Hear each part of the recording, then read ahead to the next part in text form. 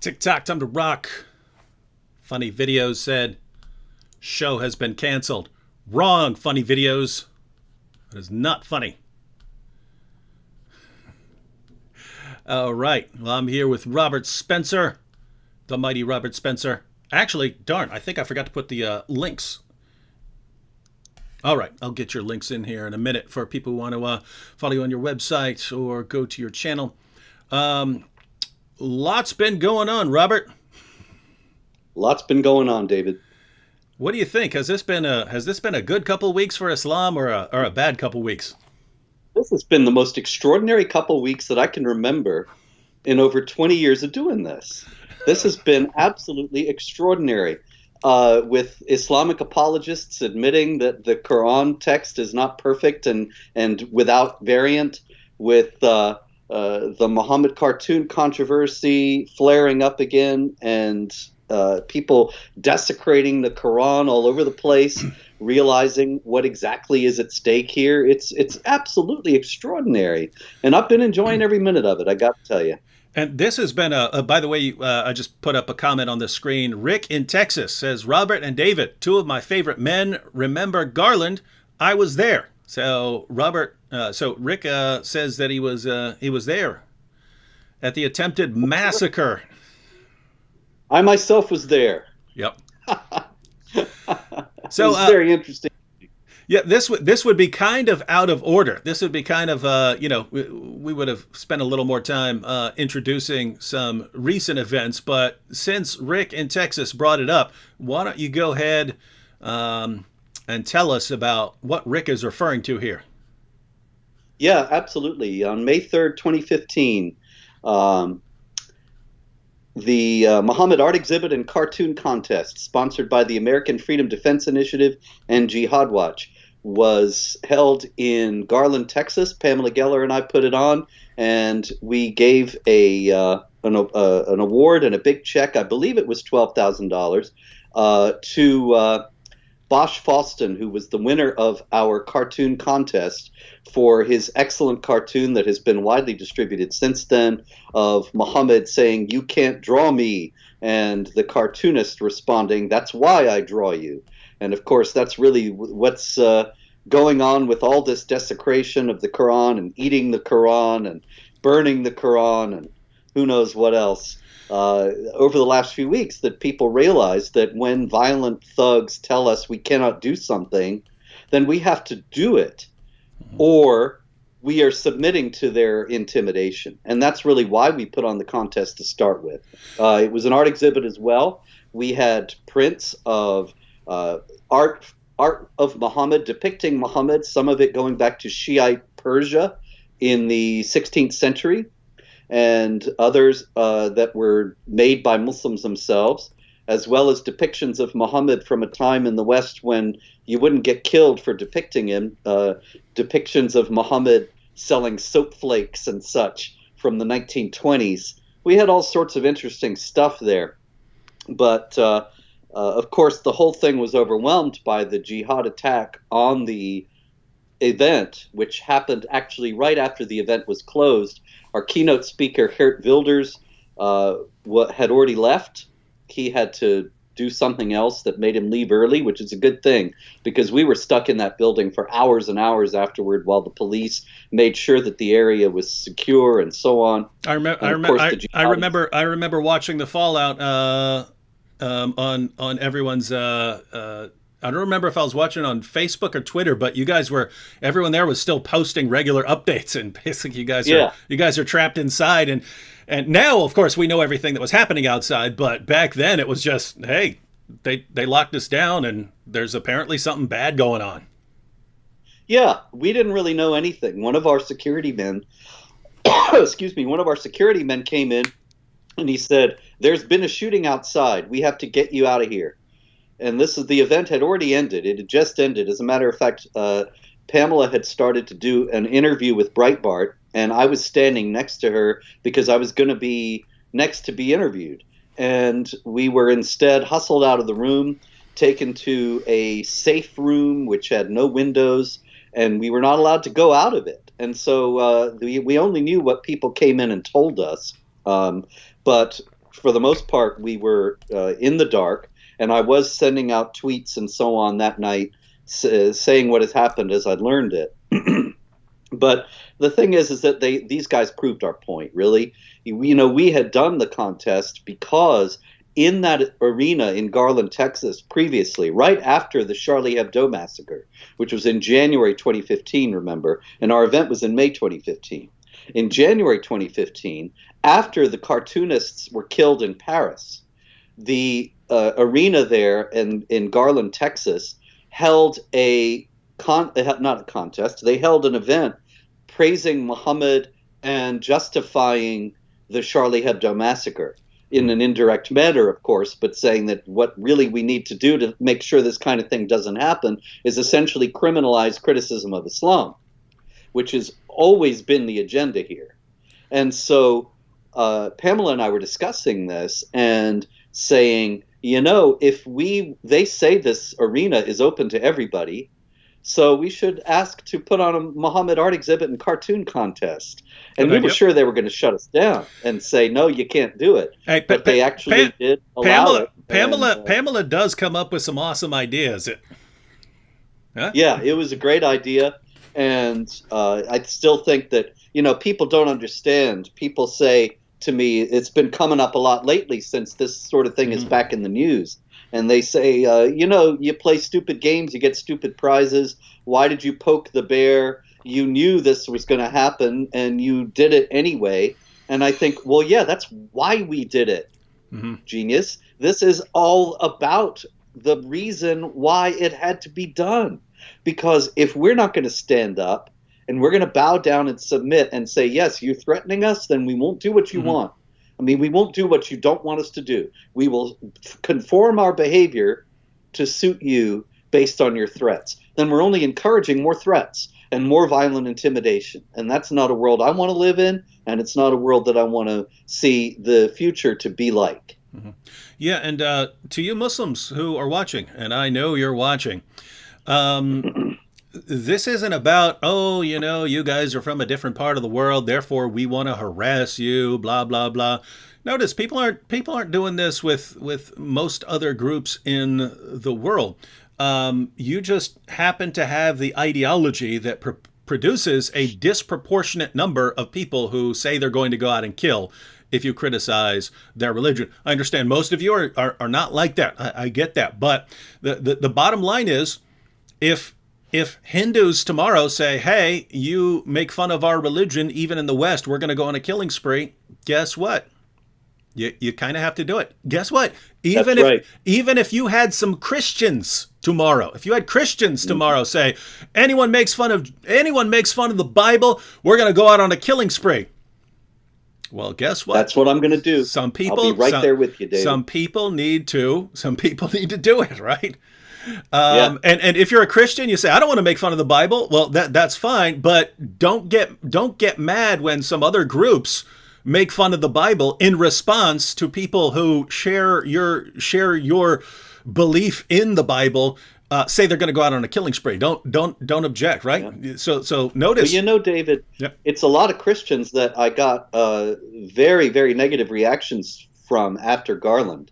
And they were saying, as a Christian, you really shouldn't be mocking somebody else's religion. How would you like it if they mocked yours? And in the first place, my answer to that is always, I wouldn't care. Yeah, this kind of thing doesn't bother me. I don't believe that there should be any kind of restrictions in a legal sense or even in the sense of cultural conformism on blasphemy. If you want to do that, go ahead. It doesn't hurt me, and it doesn't hurt what I believe if somebody else is making fun of it. And if I were to support blasphemy laws in any way, then I would be completely inconsistent in terms of fighting all this time against a religion that coerces people and that forces people to do things on pain of draconian punishments, including even death. But also, it's very important to emphasize that this was not, as you noted, a gratuitous exercise in mocking Islam, and that the issue was not about the blasphemy itself. The issue is about the violent threats and the intimidation The issue is whether we're going to stand or whether we're going to get on our knees and say, yes, you can do what you want with us because we're scared that you'll hurt us if we don't do what you want. And that's what this is about. Because Muslims are saying they will kill, some Muslims, David, are saying that they will kill people who mock Muhammad or draw Muhammad. Thus, we have to do it. If any other religious group behaved that way, then it would be incumbent upon anybody who believes in a free society to do the same thing to the sacred objects or figures of that religion. Yeah, and I was reading some of your articles on recent events earlier today, and you were commenting on Salman Rushdie and how he's always been viewed as kind of a hero of free speech. And so he was viewed as a hero of free speech back then, even though there were bloody riots over him mocking Islam back then. And even today, I mean, he was in a recent season of Curb Your Enthusiasm where Larry David gets a fatwa on him, and so he goes to Salman Rushdie for some advice, but it was actually fun. Salman Rushdie made it seem like it's cool to be under a fatwa because all the women want you now. So they're making it seem like it's really cool to have a fatwa because he's like, you're a dangerous man now. And so and he had the famous line. He said, "The fatwa sex is the best sex." So it's just funny that this guy's still under a death threat, but he's joking and making fun of it. So that's cool. But anyway, so how did we get from back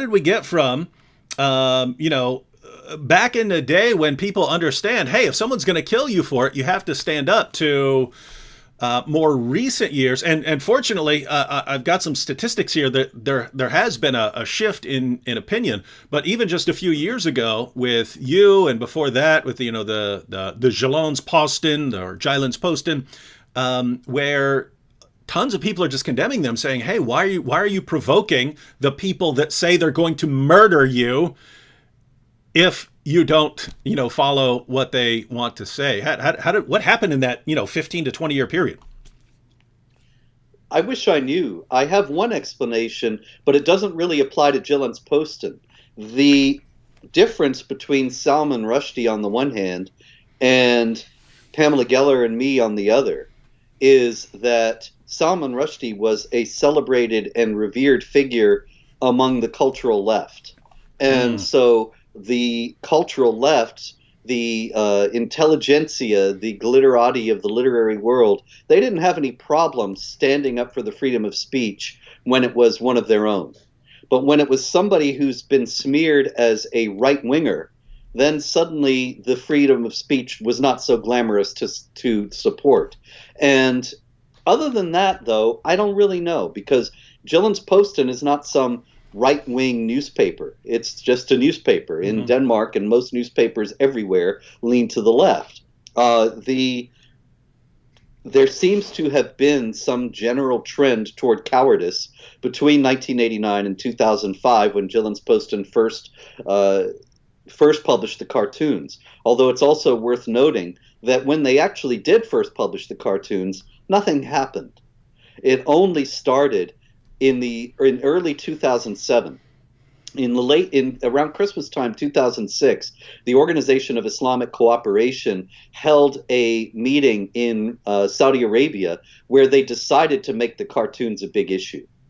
And it was only after that the riots started everywhere. And when the riots started everywhere, then suddenly the Western press, instead of being champions of the freedom of speech, began to say, well, we have to respect Islam, and out of respect for Islam, that we will not publish these, we will not reprint any of these cartoons. The most ludicrous example of this was when Yale University held a conference about the freedom of speech and the cartoons, but didn't show any of the cartoons.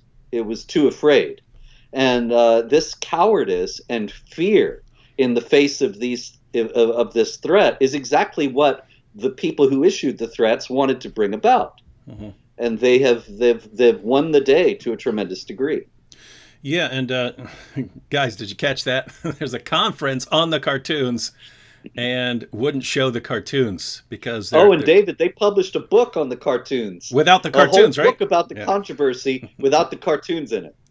Yeah, and here's something that's here's a positive note to all that, because notice if people are nice and comfortable and all of a sudden there's some terrorist attacks, they might want to back down a bit. But if you keep pushing really hard and you keep throwing violence at them, they might get to a point where they shift in the other direction. So you had a lot of jihadis realize, wait a minute, the more we attack them, the more they back down, the more they don't want to speak out. So if you look at with the South Park cartoons, right? They were going to have Mohammad in an episode of South Park, and they got threatened, and so they massively censored the episode. Well, as you pointed out, that sends a message. That sends a message. Hey, if you want to get your way, just threaten us with violence. We'll back down and we'll do whatever you want. Well, that just encourages more violence. But apparently the attacks, it wasn't just one attack, they had multiple attacks in Paris, but apparently it's now shifted people in the other direction. So according to the polling firm IFOP, this is from the New York Times, by the way, according to the IFOP polling firm, French the such and such foundation, French think tank, 59% of respondents said that the magazine, so Charlie Hebdo, was right to publish the caricatures in the name of free speech, up from 38% in 2006. So, in other words, here we are in 2020. In 2006, 38% of people said that it's right to publish cartoons of Muhammad in the name of free speech. So, a little over a third of people in France would say that if someone's threatening, to kill you over cartoons, then you should go ahead and publish the cartoons. Now, 59% of French people say, yes, it is the right thing to do to publish these cartoons. So it's gone up over 20% since 2006. And so apparently the attacks had the opposite effect that Muslims wanted. Even Charlie Hebdo has changed. Yeah, they did. Charlie Hebdo, it was very unfortunate. They had 15 of their people, including the very courageous Stéphane Charbonnier, who said, I would rather die standing up than live on my knees. They had 15 people killed in their offices in a horrific fashion. And after that, they said they were through lampooning Muhammad. They lampoon Christianity, they lampoon everything else, but they don't lampoon Muhammad. They actually announced this. And after the Garland attack, they actually condemned us for drawing Muhammad. And I thought, this is just absolutely the height of cowardly hypocrisy. Yeah. But now they have come around again to thinking that this is something that has to be done, because the trial just opened. This is why this is all back in the news. The trial just opened of some of the accomplices who helped the murderers in January 2015. And so to commemorate this massacre and to stand once again for the freedom of speech, they republished the cartoons again after saying they wouldn't never do it again a few years ago. So yeah, there is definitely a movement in the right direction. Yeah, and let me get this is the cartoon section. I believe this was yesterday's paper. They're going to be reprinting. I believe they're going to be reprinting lots of their older cartoons. But I think this was either yesterday's or the day before's. I think this was yesterday's paper, where these were the cartoons from the original Jyllands-Posten paper. So this was the original, and back then Charlie Hebdo reprinted them once Jyllands-Posten was getting death threats and so on. So in the name of freedom of speech, Charlie Hebdo reprinted them back then, and so they put these back up. And so you have, I think back then, wasn't it, didn't they ask various cartoonists to draw Muhammad, and then they just put together, yeah, somebody was writing a book and they wanted illustrations, and nobody would illustrate it because it was Muhammad. And so Jyllands-Posten, actually to test the commitment of the freedom of speech in the West, asked for some of the primary cartoonists of that era to draw Muhammad. And a lot of the drawings, most of the drawings, as a matter of fact, are completely uninteresting and completely innocuous. But among the drawings was the notorious one. I actually have it right up there in my office, but I won't turn the screen around. But it's Kurt Vestergaard's famous Muhammad with the bomb in his turban. And mine is signed by Vestergaard and Geert Wilders. Anyway, the bomb in the turban, that was too much. Yeah. And someone has to die. Right. It suggested Islam was violent, so somebody had to die. And of course, there have been at least one attempt on Vestergaard's life when a jihadi broke down his door with an axe and went into his apartment, but he had a safe room in his apartment where there was a metal door apparently, and the guy couldn't get into that. So he was not killed. But this has been something that has dogged him and everybody else who has been involved in this ever since. And the worst part of it really is not the jihadis whose reaction we predicted and expected. The worst part of it is Westerners who ought to know better, counseling cowardice and submission and surrender in the guise of being wise and being prudent and being careful or being respectful to Muslims. Yeah, and so there have been a number of issues with the Muhammad cartoons over the years. So we had those, and then there was, I believe it was after South Park got threatened into heavily editing their episode of South Park that was supposed to feature Muhammad, that Molly Norris, a cartoonist, said she was going to have an everyone draw Muhammad Day. I don't know if she's out of hiding by now, but at least for years she was in hiding due to death threats. But then and then of course you had the Charlie Hebdo Massacre, and after that it became very common for people to post cartoons of Muhammad. I noticed after the Charlie Hebdo Massacre, that's when I did see a lot of reporters posting pictures of the cartoons that had been used. And that's when you really started seeing the everybody draw Muhammad Day each year, and then thousands of people were putting out cartoons. And now it's just kind of normal to put out cartoons of Muhammad. I mean, I have cartoons of Muhammad probably 3 or 4 times a month as thumbnails in my videos, and there's no backlash, there's no outrage. I'll get occasional complaints. Hey, why you got a cartoon of Muhammad in there? But it's just not the huge deal it was 10 or 12 years ago. And there's one reason for that. A bunch of people did it. And as long as this particular magazine is posting cartoons of Muhammad and they're the only ones doing it, or that person says we're going to draw Muhammad and that person is the only one doing it, as long as that's the case, well, you can threaten and kill.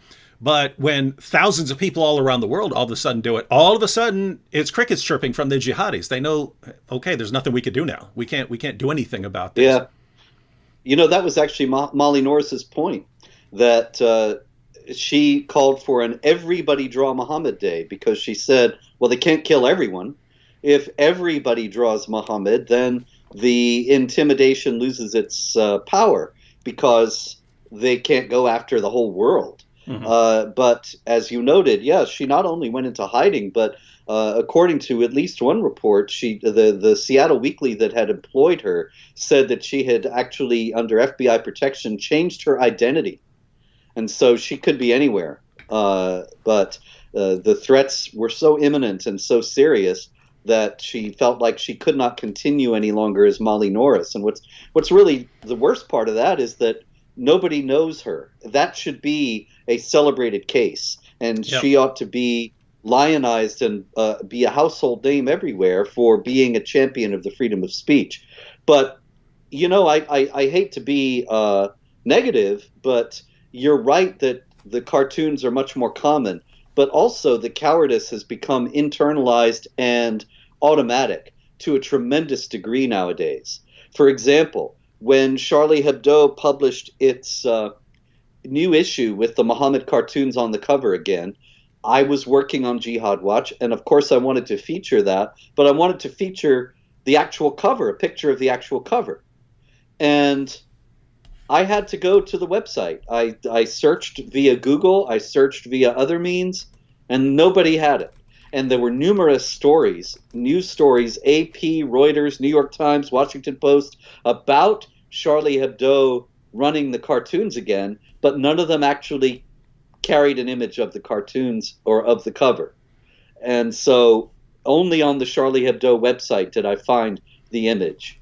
It's very clear that everybody knows this will cause trouble, and nobody has the courage to stand up and say, well, wait a minute, this creates more trouble than it solves if we kowtow to this, and only encourages more of it.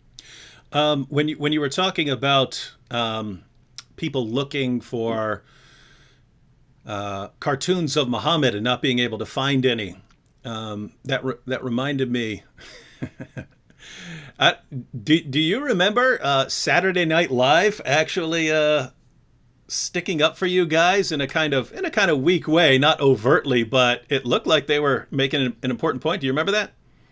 No, this is news to me. Really? There was an episode of Curb Your Enthusiasm that I thought was about us, but maybe not. But I never knew about Saturday Night Live. Yeah, so no, Saturday Night Live, it was like a week or two. It was like a week or two after the attempt to kill you guys over the cartoon contest, and they had, I forget what the skit was called. It was called something like "Win, Lose, or Draw Muhammad" or something like that. But they didn't say it was going to be. They didn't say it was going to be anything about Muhammad. So it's just like it's just like this win, lose, or draw show where one person gets the clue and he has to draw it, and the other person has to guess it. And so he gets up, and his clue is the Prophet Muhammad, right? And he's just terrified, and he doesn't want to draw it, and he stands there, and his wife's going, "Come on, honey, this is for $10,000," and so on. And so it was classic. Well, it is so ridiculous, David. I mean, I myself don't have any artistic talent, so I could draw you right now a stick figure with a round face and 2 dots for eyes, and the L for a nose and a straight line for a mouth, and then I could put a beard on it and something up above for a turban and say that's Muhammad, and then suddenly it's a death penalty offense. Mm-hmm. But if I did exactly the same thing and said this is my friend Ahmed, then it's okay. Mm-hmm. And the whole thing is so ridiculous, but people don't think this through. And unfortunately, rational thought is also at a premium today. Just as cowardice is pandemic, so is ill thought out, emotionalized reaction that does not take into account the full implications of what we're dealing with here. And Molly Norris, one of the things she did, she was drawing basic things like coffee cups. And I remember she drew a coffee cup, and the coffee cup said, "I am Muhammad." And so she's making a point there about, hey, it's just a picture of a coffee cup, but if suddenly you say, this is Muhammad, now you have to die over it. And so, yeah, wild stuff. Quick shout out to Ali here. Ali says, David Wood, I discovered your channel 3 years ago. I left the religion of peace. Thanks to you. Love, brother, from Morocco. All right. Good to hear from you, Ali. That's great. Yep. And here's a good question. Robert. Benjamin Mandolf said, is it possible to be a sincere leftist while acknowledging the societal threat of Islamic fundamentalism? I would say my view would be, if you were actually a sincere leftist who believes the things you claim to believe, of course you should be opposed to Islamic fundamentalism. Yes. What's your view on this, Robert? Yeah, I think you're absolutely right. David, I've been doing this since 1492. And when I started out, I was young and naive. And I used to repeat at Jihad Watch quite frequently, this is not a left or right issue. This is an issue of defending our civilization. And, I actually thought that leftists were going to go for this. And maybe a handful did. But you're right. If you really believe in women's rights, then you can't believe in that Sharia is a wonderful thing. If you really believe in gay rights, same thing. If you really believe in the freedom of speech, which of course is increasingly problematic for the left, then you can't subscribe to Sharia. And so, yeah, on the face of it, if they really believe what they say, then they ought to be with us. Mm-hmm. And there are, as I say, as we both know, there are some leftists who are. But on the other hand, I think it's been revealing over the years that this has been, well, just the fact that, I'm just an American. I don't think that there's anything in particular that is unusual or out of the ordinary about what I do.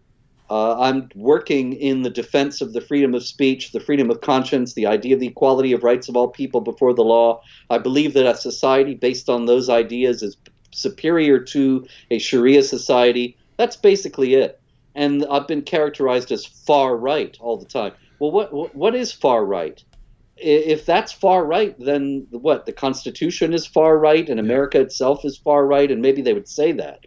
But the point is that this has been characterized as a left-right issue, although I tried to keep it from being so in the early days.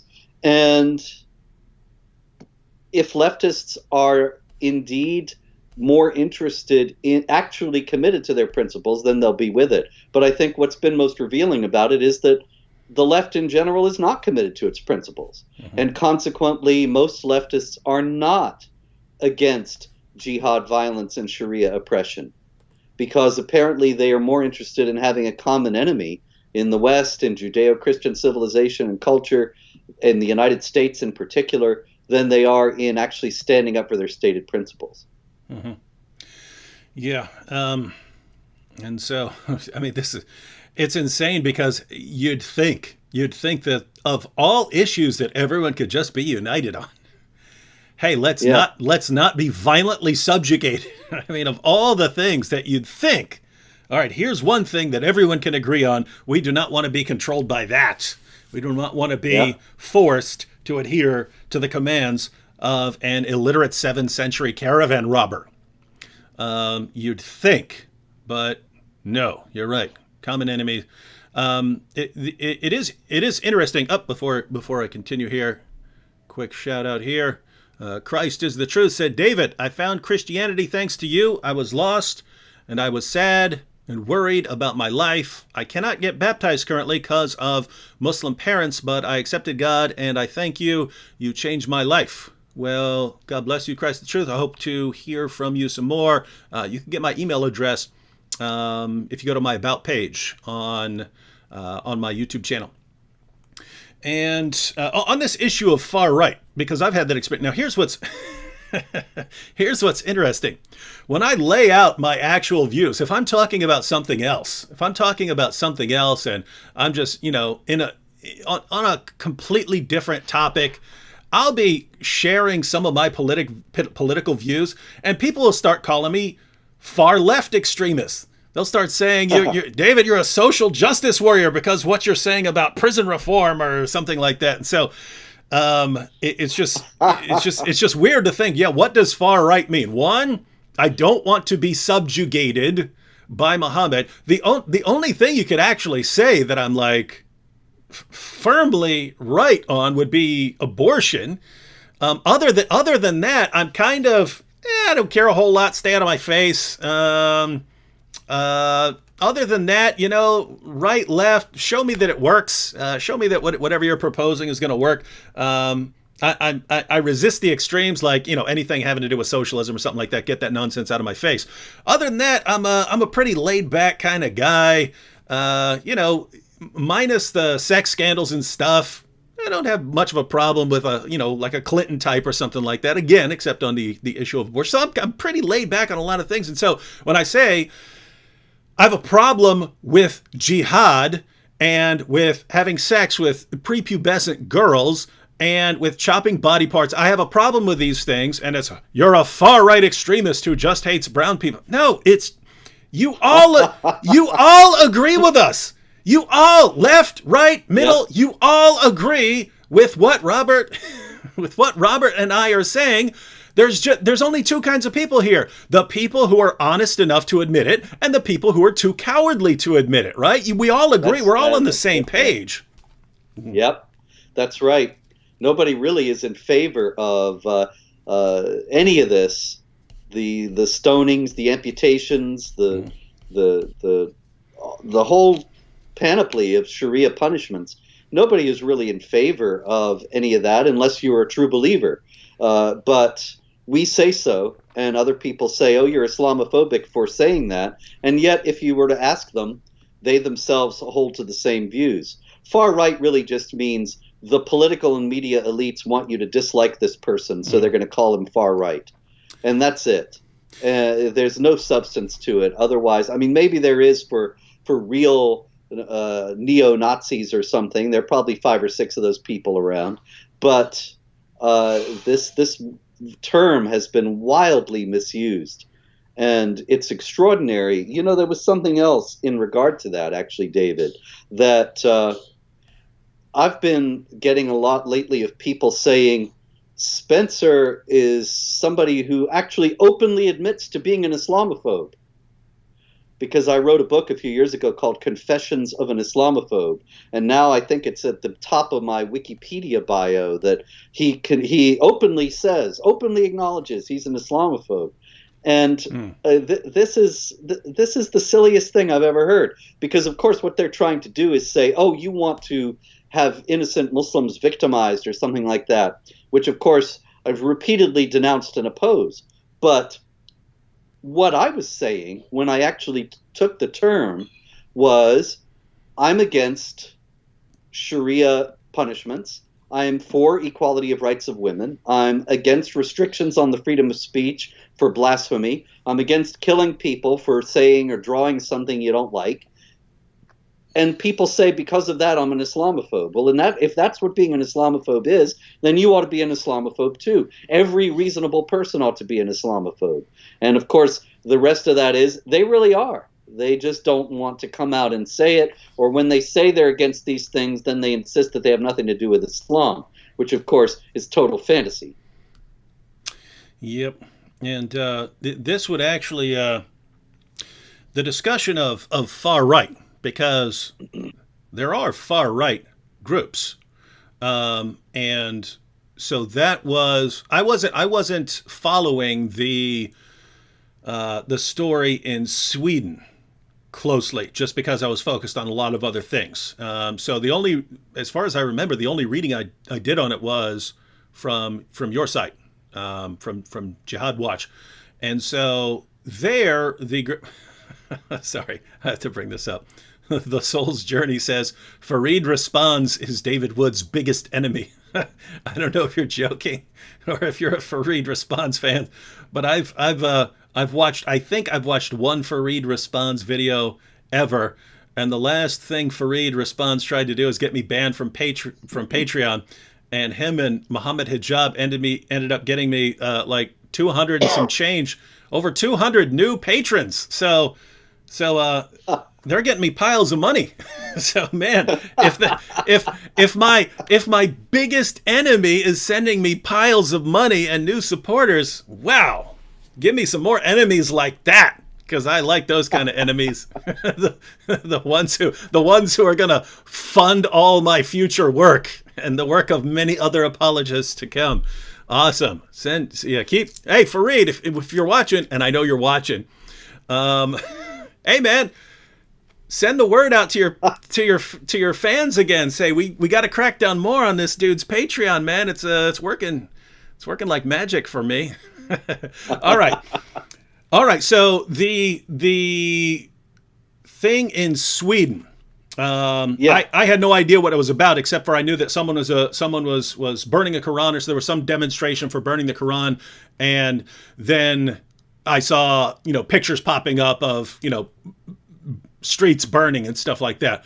So I was reading one of your articles on that, and so someone was supposed to come and visit from another country or something like that. Why don't you tell us who that is about? Is that like because I saw far right. Is that an actual far right group, or is that someone who gets, labeled a far right group to smear them, or who is that? I don't know a whole lot about this group. I'll tell you, David, it's the Hardline Party in Denmark, and they are characterized as anti-immigration, but everything I've been able to see from them says they're not anti-immigration, they're anti-immigration without assimilation.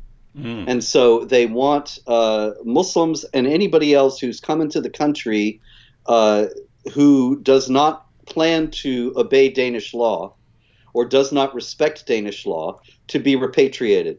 as far as I understand it. I hope I'm just characterizing that accurately. Maybe somebody who's in the party can set us straight here. But their leader, Rasmus Paludan, he was supposed to go to Sweden in order to participate in this event, and he has burned Qurans before. And the Swedish authorities actually banned him from the country. He had already arrived in Malmo, and they arrested him there and sent him out. Now, what's noteworthy about that, of course, is that he was going to do this burning of the Quran. And a police spokesman in Malmo said, "We suspect that he was going to break the law in Sweden." Well, is burning a book against the law in Sweden? Is burning a Quran against the law in Sweden now? Ordinarily, this has been understood as being a factor of the freedom of expression. Certainly, I mean, I'm against burning books myself. The Nazis burned books. It's just not something I want to emulate. But I know, and as far as the Quran goes, I'd rather everybody read the Quran and understand what's in it. And then the world would be a very different place. But it's not illegal. If I were to, in the United States right now, take a copy of one of my books and burn it, nobody's going to arrest me. Mm-hmm. Or even the Quran, as far as I know. If I were to do a Quran burning video tomorrow, nobody would arrest me. But Rasmus Paludan was arrested in Sweden and sent out. And what's noteworthy is that the spokesman for the cops said, "We suspect he was going to break the law in Sweden. There was also a risk that his behavior would pose a threat to society." Now, those are the key words. There was also the risk that his behavior would pose a threat to society. Now, does it really threaten Swedish society or Danish society if some guy burns a Quran? How does it harm Swedish society that a Quran is burning somewhere? There are millions of Qurans, probably billions of Qurans all over the world. How is society hurt by that?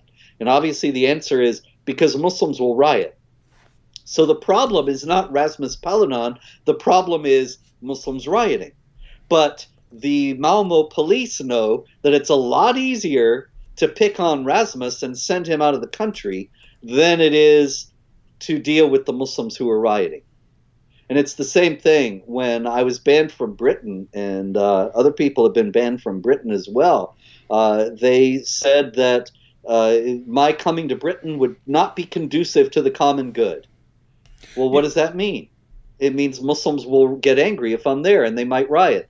I'm not going to be rioting. I'm not going to be inciting or justifying or approving of any violence, but they will. And so we don't want to deal with them. We'll deal with you. You're a lot easier. You're banned. Now, were you going there to burn Qurans? Nope. We were actually going there. Pamela Geller and I were going there to lay a wreath at the tomb of Lee Rigby, the British military man who was beheaded on a street in London in broad daylight by a Muslim who then went up to a guy who was videoing nearby and started to explain to him how Surah At-Tawbah, the 9th chapter of the Quran, told him that he had to make war against unbelievers, specifically the people of the book, and that's why he killed Lee Rigby. And, it's just part of the clown world we live in now, that that man, Michael Abedolaho, I think his name is, he was a convert to Islam, and he and his accomplice, who was also a convert to Islam, when they went on trial, the British non-Muslim judge started to lecture them about how they were misunderstanding their religion of peace. Mm-hmm. And they started to yell at him in court and say, "What are you talking about? You don't know anything about Islam. Yep. We did this in exact accord with Islamic teaching." But of course, you can't say that in Britain now. Only Islamophobes say that. And that's why they're banned from the country. No, we were not going to burn a Quran. We were not going to cause any trouble at all. We were going there to lay a wreath at a memorial for a man who was murdered. But that would get people mad nowadays in Britain, the people who the British authorities are eagerly kowtowing to, and so it could not be done. Yeah, and you'd think that at that time in Great Britain, I mean, they two jihadis basically beheaded Lee Rigby right in the street in the name of Islam. And you'd think that there would have been a similar reaction to what we saw after the Charlie Hebdo massacre, where, I mean, it looked like there were tens of thousands of people gathered together in solidarity. And what was interesting, this was also in the New York Times article, tons of people believed that Charlie Hebdo was absolutely disgusting, right? It has a bad reputation of just being massively over offensive to everyone.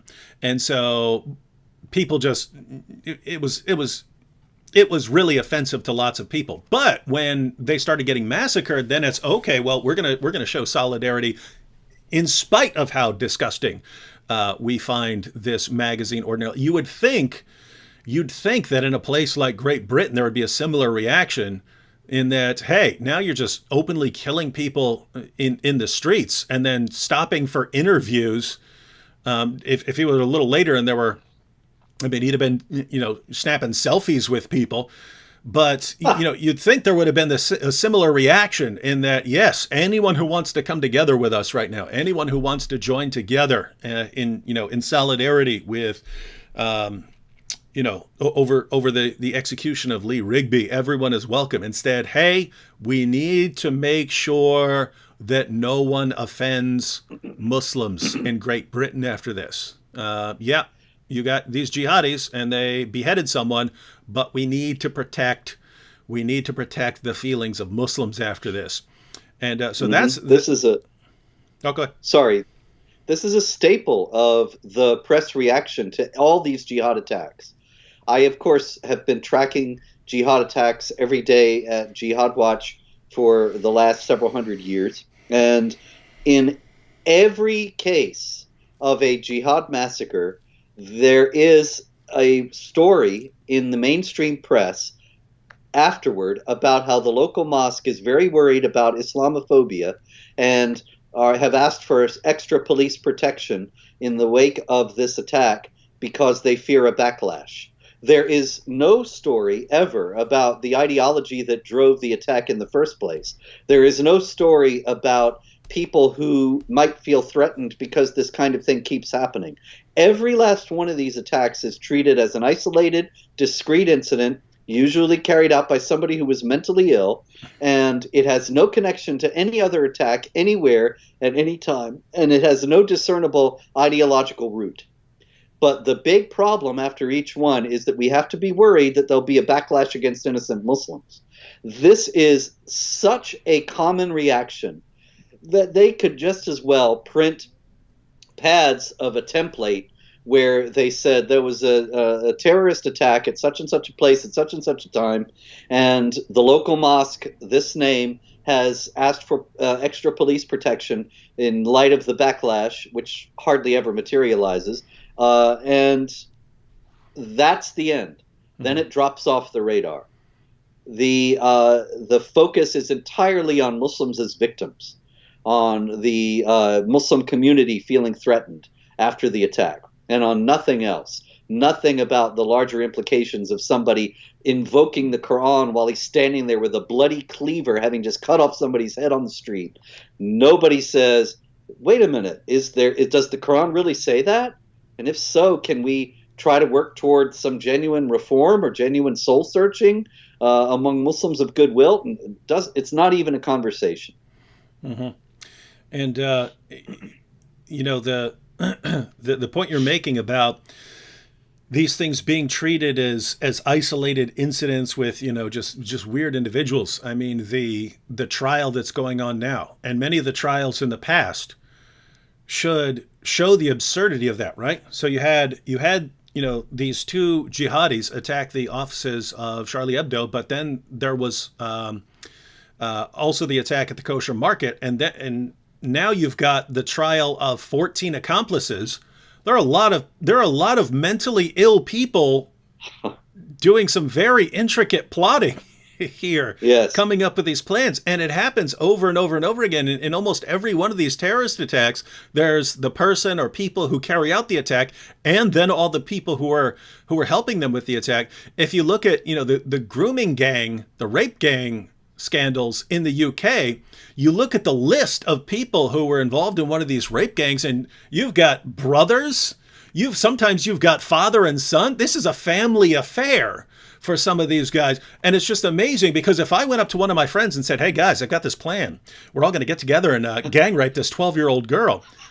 I can't think of, I mean, you know, my friends are people in my family, my cousins, my brothers, anyone. And if I run this by them, they're going to figure out, one, they're going to see if I'm joking or not. And if they think I'm serious, they're going to clock me in my jaw over saying some stuff like this. But here it's just completely acceptable. And yet, hey, it's just a coincidence that this is happening over and over and over again in various cities across the UK and in various places around the world. I mean, even before these stories became popular, because, you know, the news break in the UK, we were hearing stories about, you know, these things in Northern Europe. We were hearing stories about these things in Australia.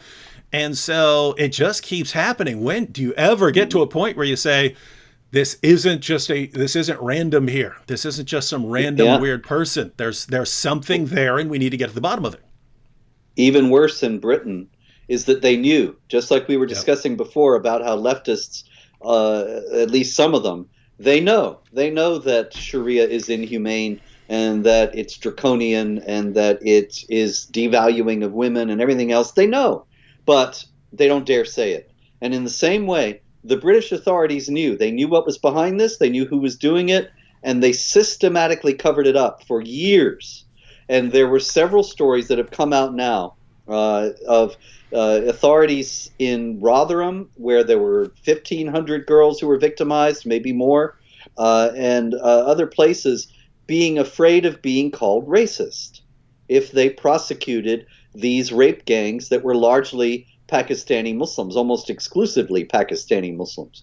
And there were girls who would go, and their fathers who would go to the police and say this is happening, and the police would turn them away and sometimes even say, we can't do anything about this because it's racist. Mm-hmm. And meanwhile, the rapists are not dealing on the basis of race. Well, some of them actually did deal on the basis of race, but some of them were quoting Quran and explaining to their victims that this was something that the Quran allowed.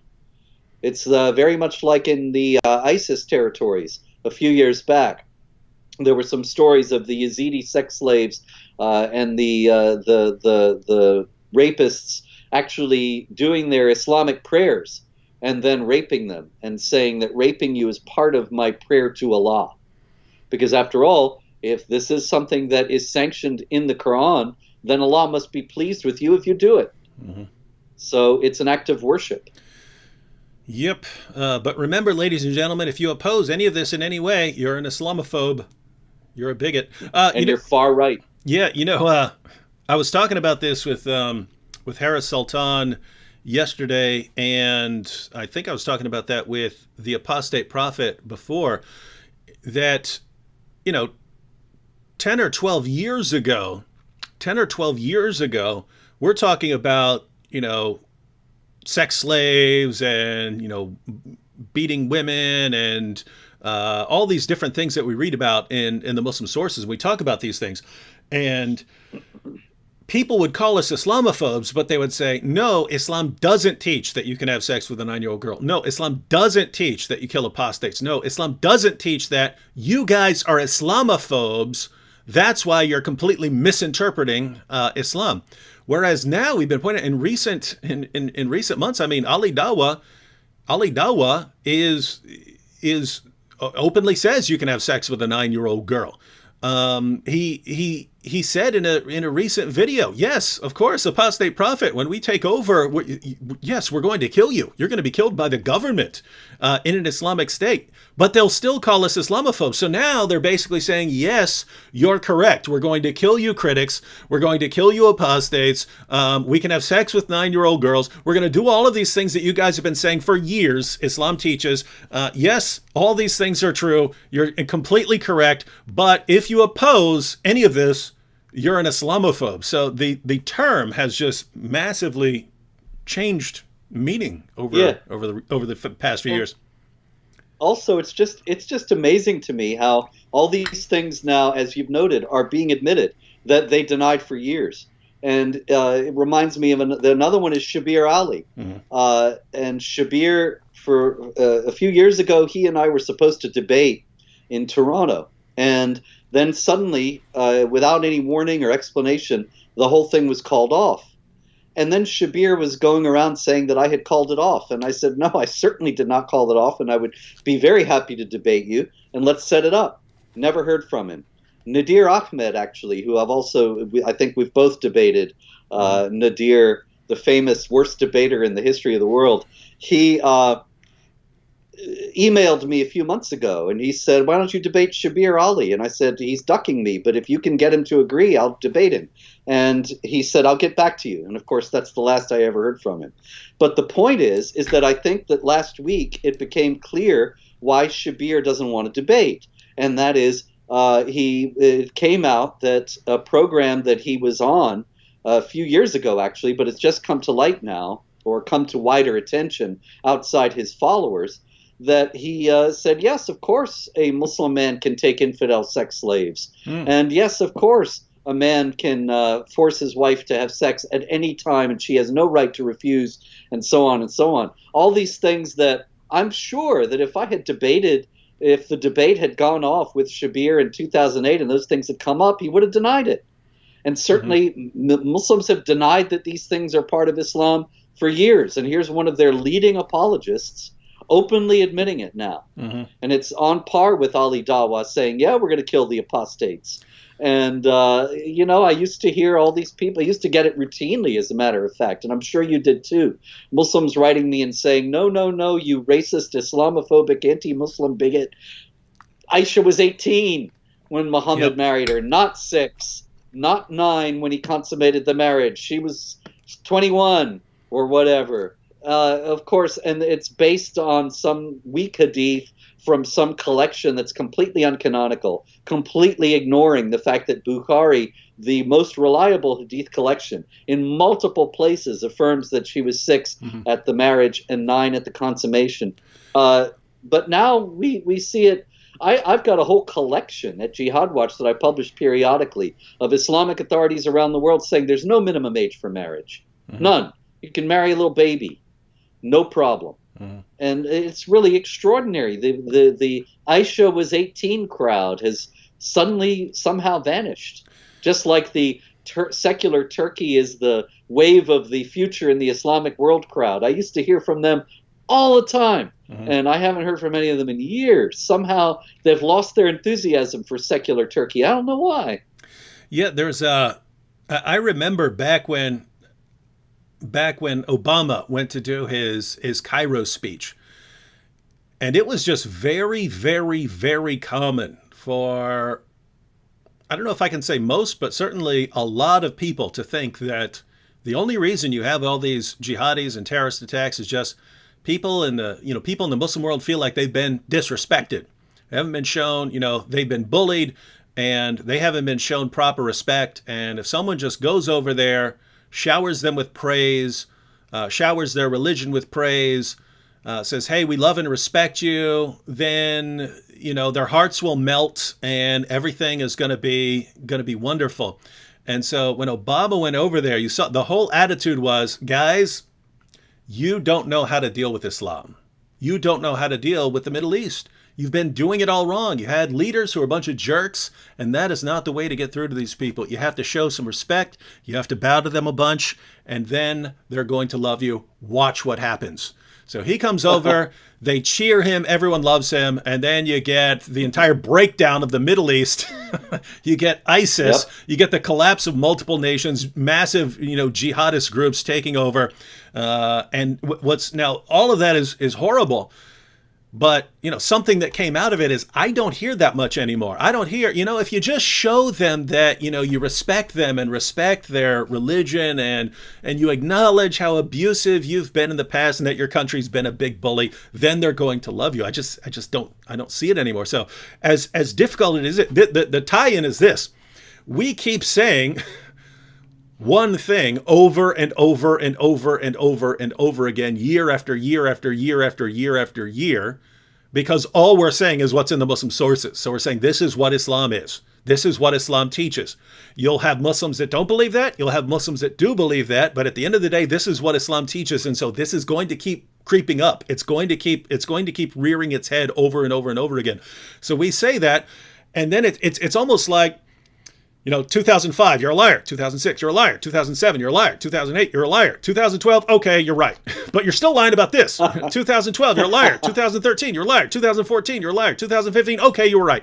But you're still lying about this. In 2015, you're a liar. 2016, 2020, okay, now Ali Dawah's now they're all admitting pretty much everything you guys have ever said was completely correct.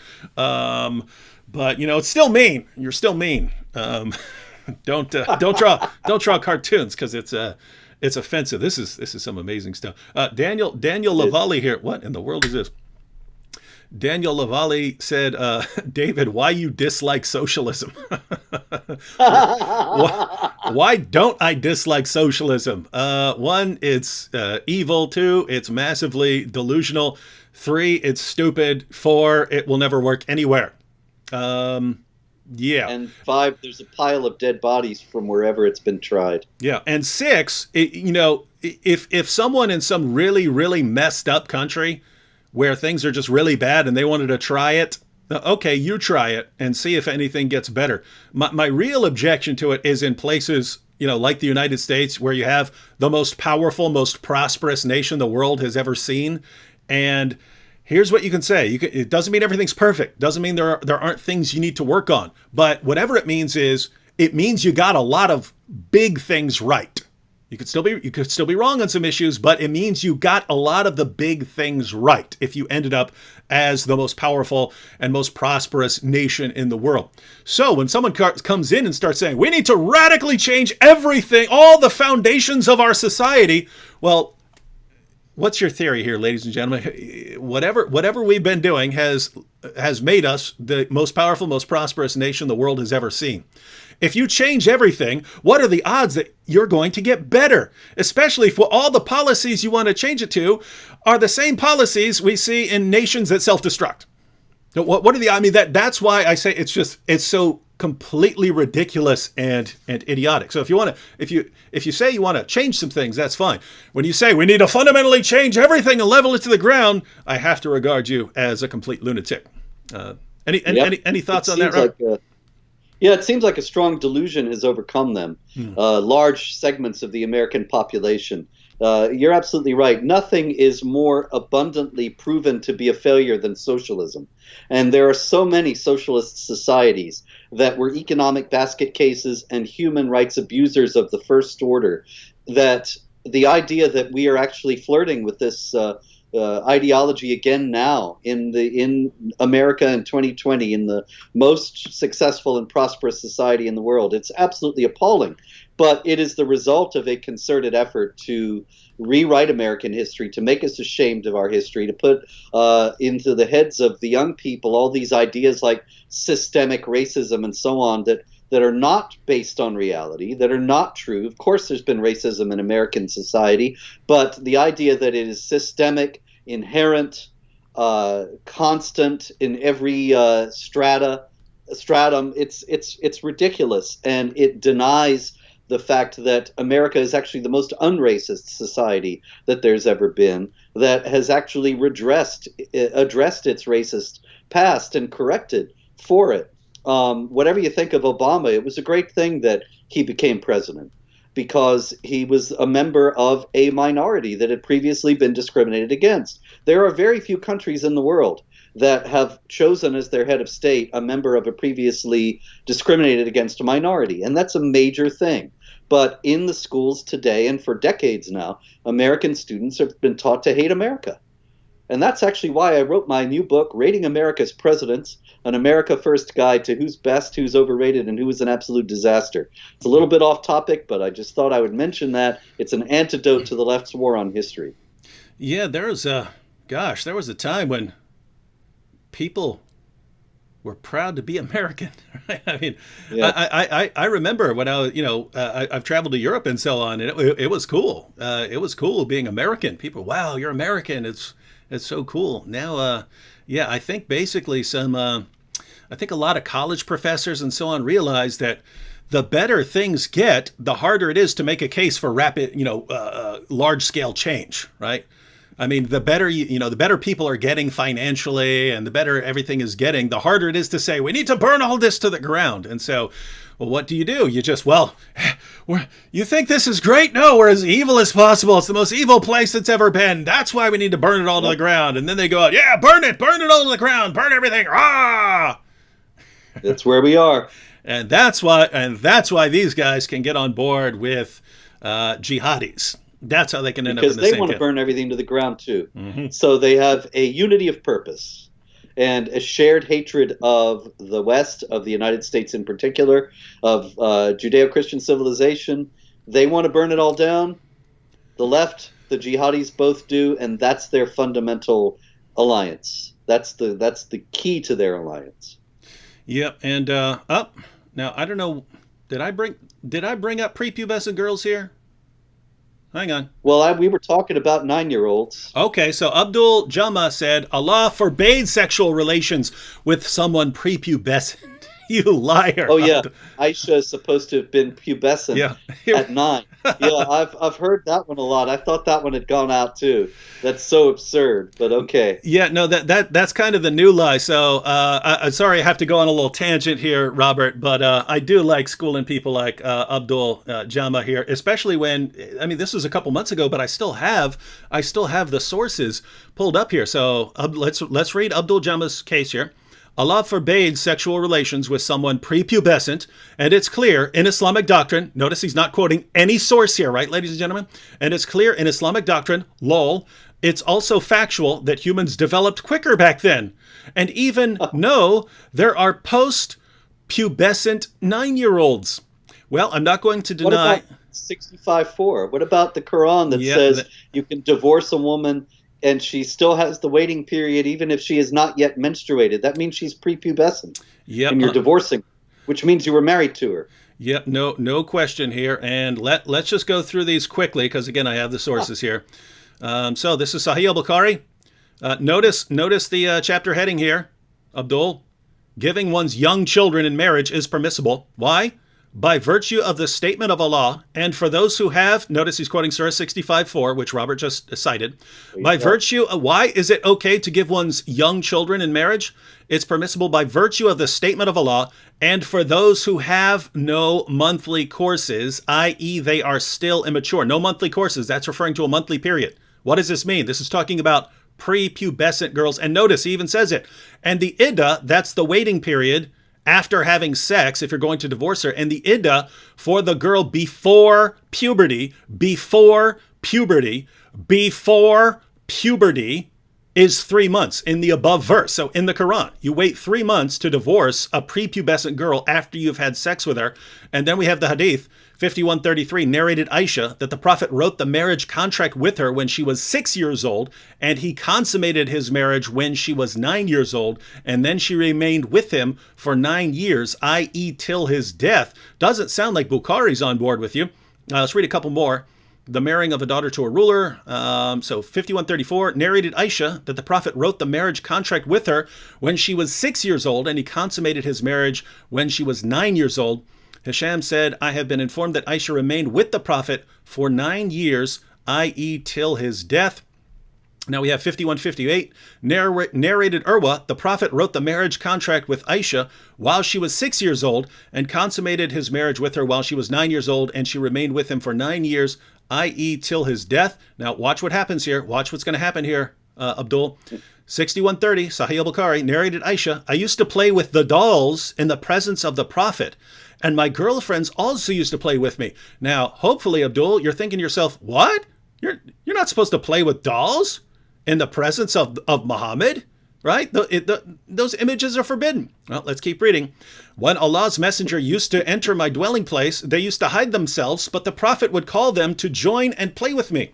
In parentheses, the playing with dolls and similar images is forbidden, but it was allowed for Aisha at that time as she was a little girl, not yet reached the age of puberty. She's allowed to continue playing with dolls because she hadn't reached the age of puberty. In other words, once you reach the age of puberty, then you're responsible to not play with dolls anymore. You couldn't have images.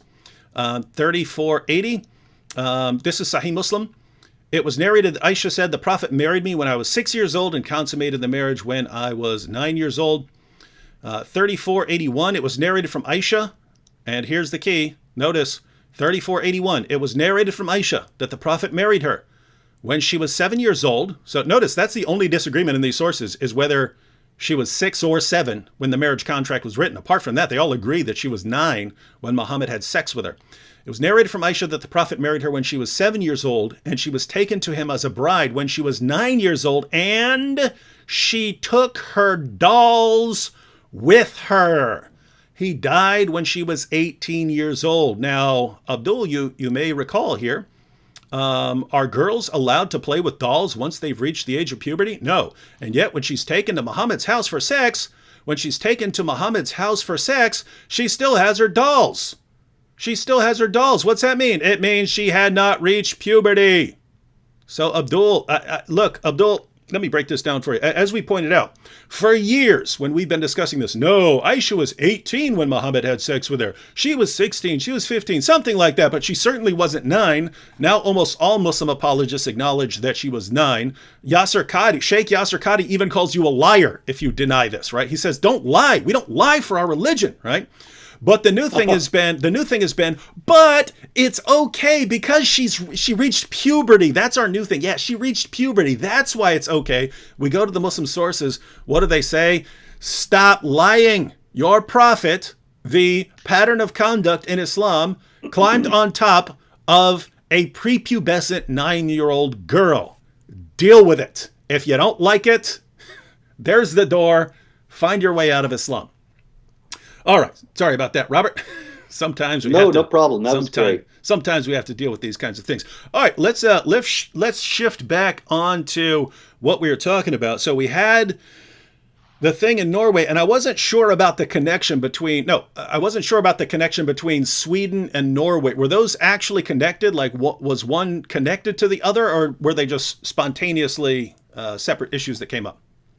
Well, they were sort of connected and sort of spontaneous. What happened was the event went on in Sweden, even without Rasmus Paludan. And then there were riots.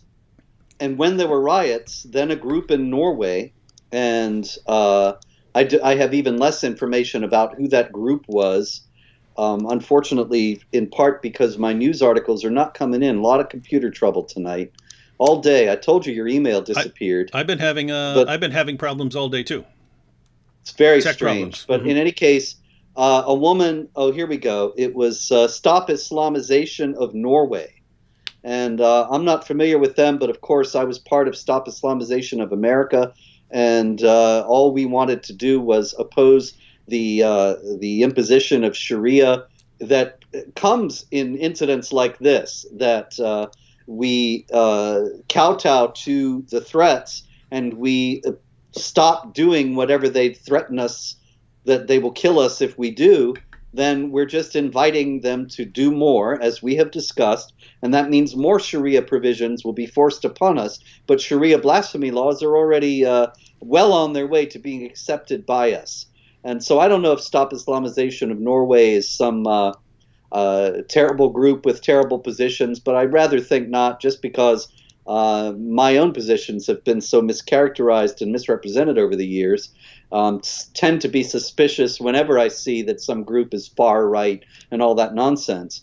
In any case, they had a rally in which they reacted to the riots in Sweden by a woman who actually stood up and ripped up the Quran. And she said, "Now I'm going to desecrate the Quran." And she started ripping pages out of it. And so then the riots started there, with the Muslim protesters throwing eggs at the Stop Islamization of Norway people and trying to jump the barricades and get at them and attack them physically.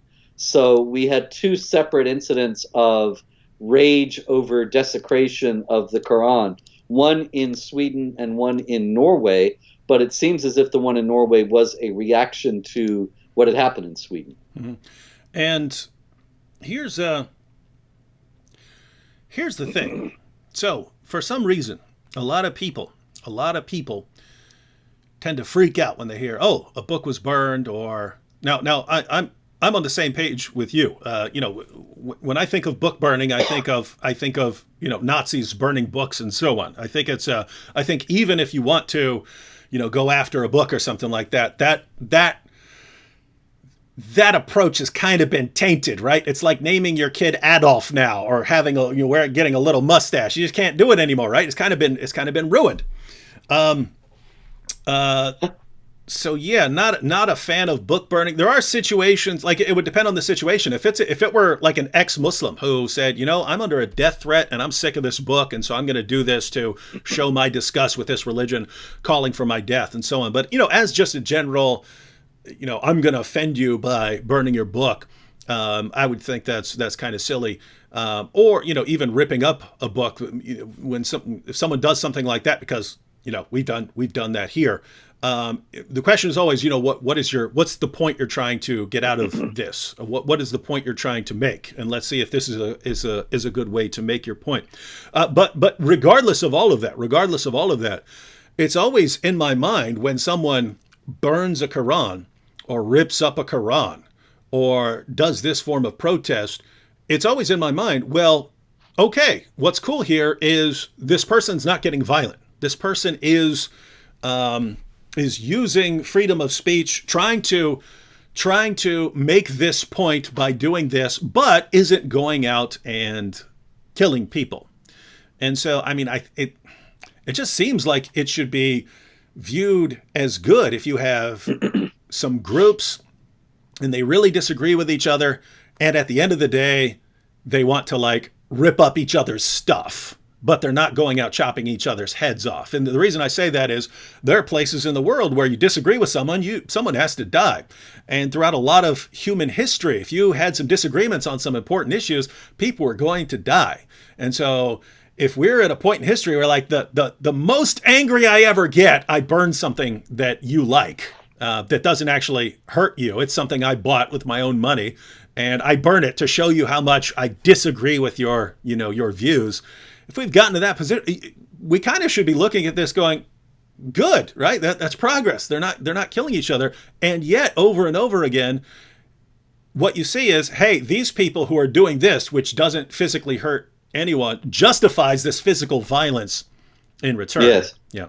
And people take it for granted as if that's a reasonable reaction, when really everyone seems to have lost sight of the fact that if they didn't riot, if jihadis didn't try to kill people, and sometimes actually kill people for desecrating the Quran or drawing Muhammad or things like that, then nobody would do it. People do it because they're threatened to kill. They threaten to kill, or they do kill. It's actually kind of paradoxical, since I was saying before that I've had people say, you were just poking the bear and needlessly provoking them and so on, as if it was totally gratuitous.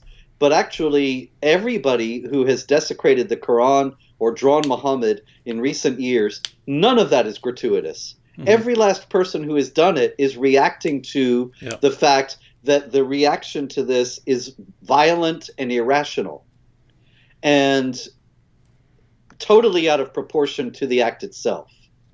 And that consequently, to try to inject a little sanity into the proceedings, they go ahead and do this to show that it's really a small thing.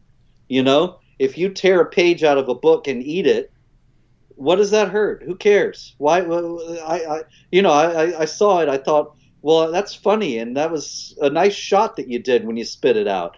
That it made for good still pictures. But that's it. It's not like we've lost that part of the Quran, like the goat that ate the part that was under Aisha's pillow in the Hadith. That part's gone forever. But anybody can pick up another copy of the Quran and see what part of it that you ripped out. Big deal. Mm-hmm. The fact that people will kill over that or threaten to kill over that is absolute madness that we are increasingly taking for granted and acting as if it's completely justified and rational. And it's in response to that irrationality that they get more of it, that more people start to do this desecration to try to bring us back to reality. Mm-hmm. And so here's the weird coincidences of all these events coming together. So you had the Sweden Quran burning, which then led to the riots in Malmo. And this is apparently followed by, if I'm getting this correct, this is apparently followed by a woman being angered at a rally. She's angered, I'm guessing she's angered by, I guess the riots or something like that. And in response to this, she says, look, I'm ripping up your book or something like that. Again, if she's got a point out of that, I would have to understand exactly what her reasoning is for, but at the end of the day, she's not hurting people, and I'm fine with that. But simultaneously, kind of, shortly before that, we had Mohammad Hijab announcing that he's starting this new campaign where instead of going after the critics of Islam, he's going after their wives. Hey, I'm going after all your wives. I'm going to start posting pictures of your wives and saying all kinds of perverted, violent things about your wives. Sick, twisted language, and imagery of rape and torture about all your wives. Now, I've had Surah 6, verse 108 of the Quran in my pocket for many years now, with the understanding that if someone stepped across a serious line, I would pull that trump card out. Surah 6, verse 108. So Surah 6, verse 108, it's kind of, it's not entirely clear without the historical background, but it says in effect, don't insult their gods lest they insult your God, in ignorance. If you look at the historical background, Muhammad and his followers were insulting, mocking the gods and goddesses of the pagans. And the pagans tried everything they could to negotiate an agreement.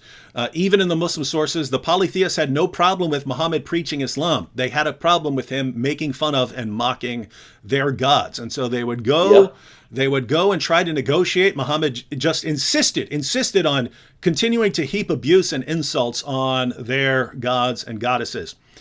And eventually they said, look, we've had it up to here. If you don't stop mocking our gods and goddesses, we're going to mock Allah and we're going to insult Allah. We don't want to do it. But we're going to do it if you don't stop. And so that's when Surah 6, verse 108 comes down saying, in order to stop them from mocking Allah, you stop the mocking. And so this is basically saying, hey, if a Muslim is insulting and heaping abuse on someone and you say, you know what, you're going to stop this or I'm going to start mocking something from your religion, he's supposed to stop. So I went ahead and pulled that out.